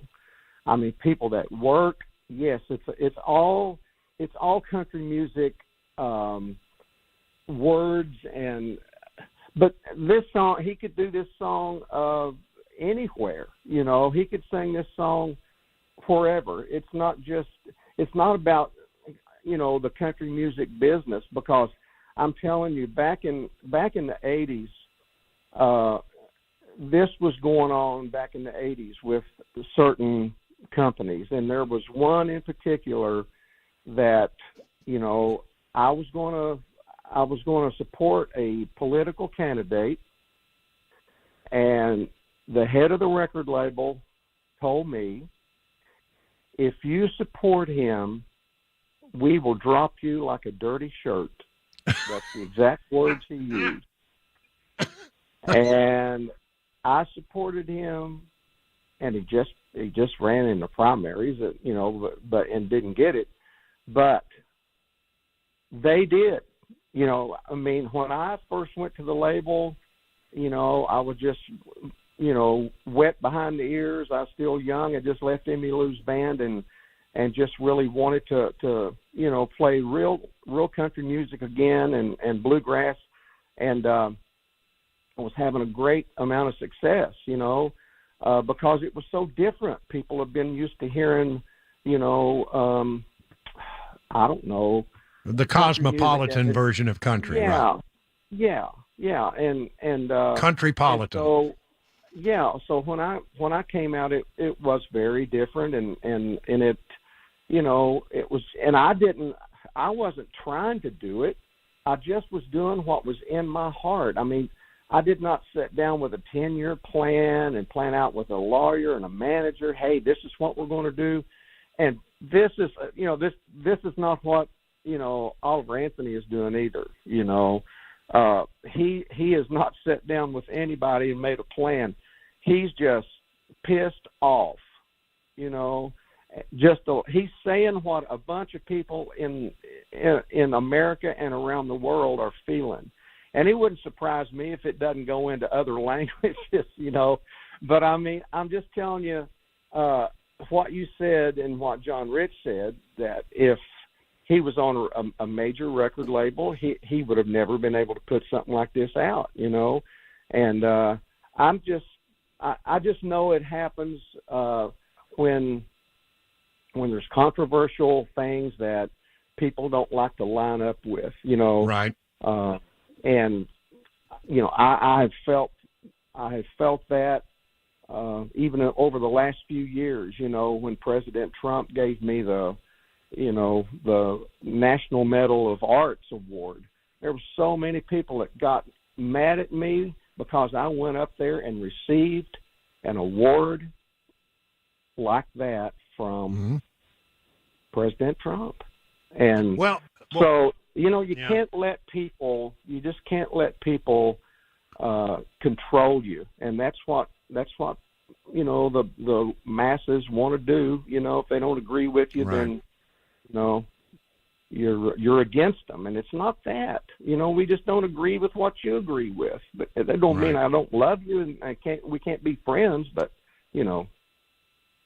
Well, I'm wondering if you see a larger theme here. I mean, I'm a journalist. I like to put puzzles together, and I like to say, what's going on behind the scene? I mean, I look at things like, well, the reaction to the Bud Light controversy and the Target controversy. And then, Jason Aldean came out with this song called Try That in a Small Town, and it got criticized, and then it went right to number one.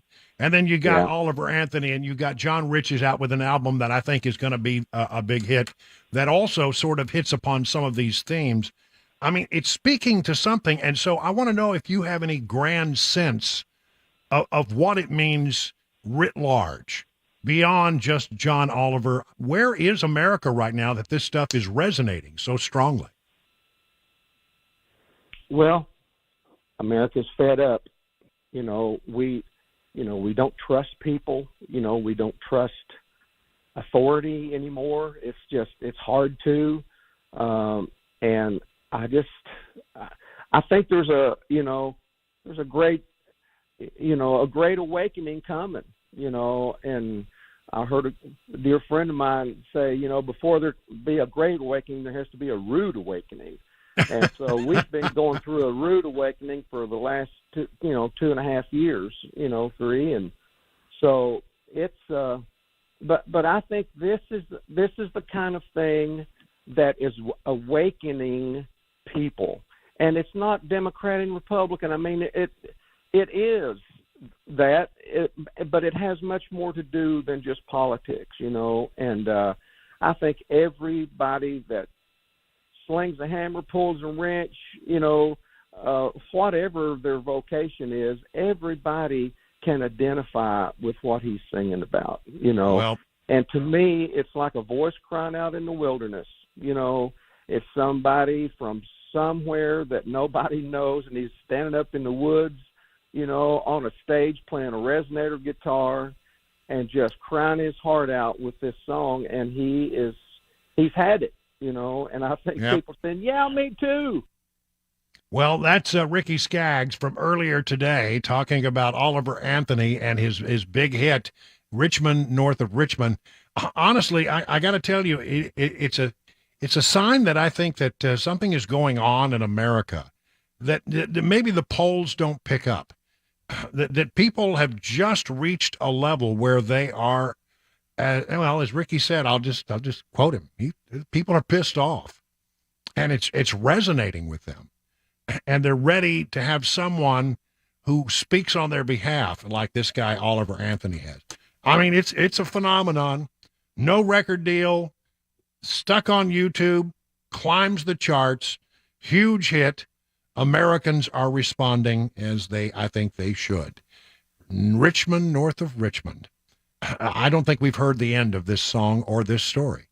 It is now 50 minutes past the hour of 6 o'clock on Super Talk 99.7 WTN.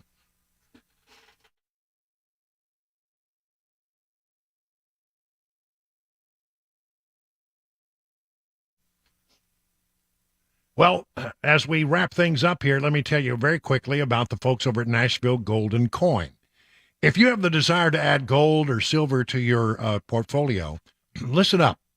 Nashville Gold and Coin, if you're looking to buy real, actual, hold it in your hand, gold, silver, or bullion, let me tell you, this is the place I do business, and it's a place I recommend.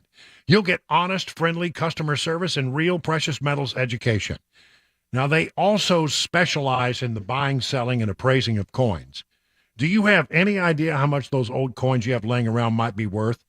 I brought in a few silver coins in a shoebox that had been buried in my sock drawer for ages, and it turned out to be worth $1,652.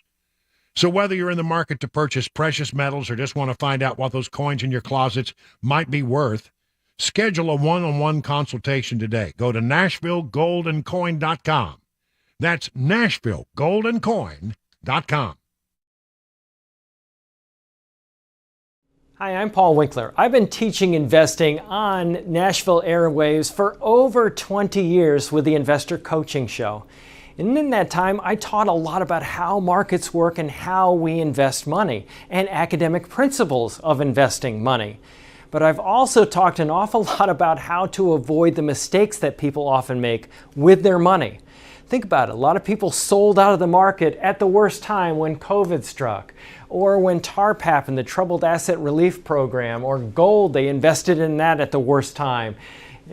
Bailing out of the market because they were worried about Y2K or 9/11 or jumping into energy stocks or jumping into cryptocurrency. One of the things that I like to do is educate investors because I believe that the more educated you are, the more confident you are, and the more confident you are, the more successful you can be as an investor. Now, I not only do that on our radio show, but we do that in our offices around the Nashville region, 10 offices. To learn more about our approach to investing and financial planning, go to paulwinkler.com and set up a free 15-minute phone call, or you can call 615-851-1950.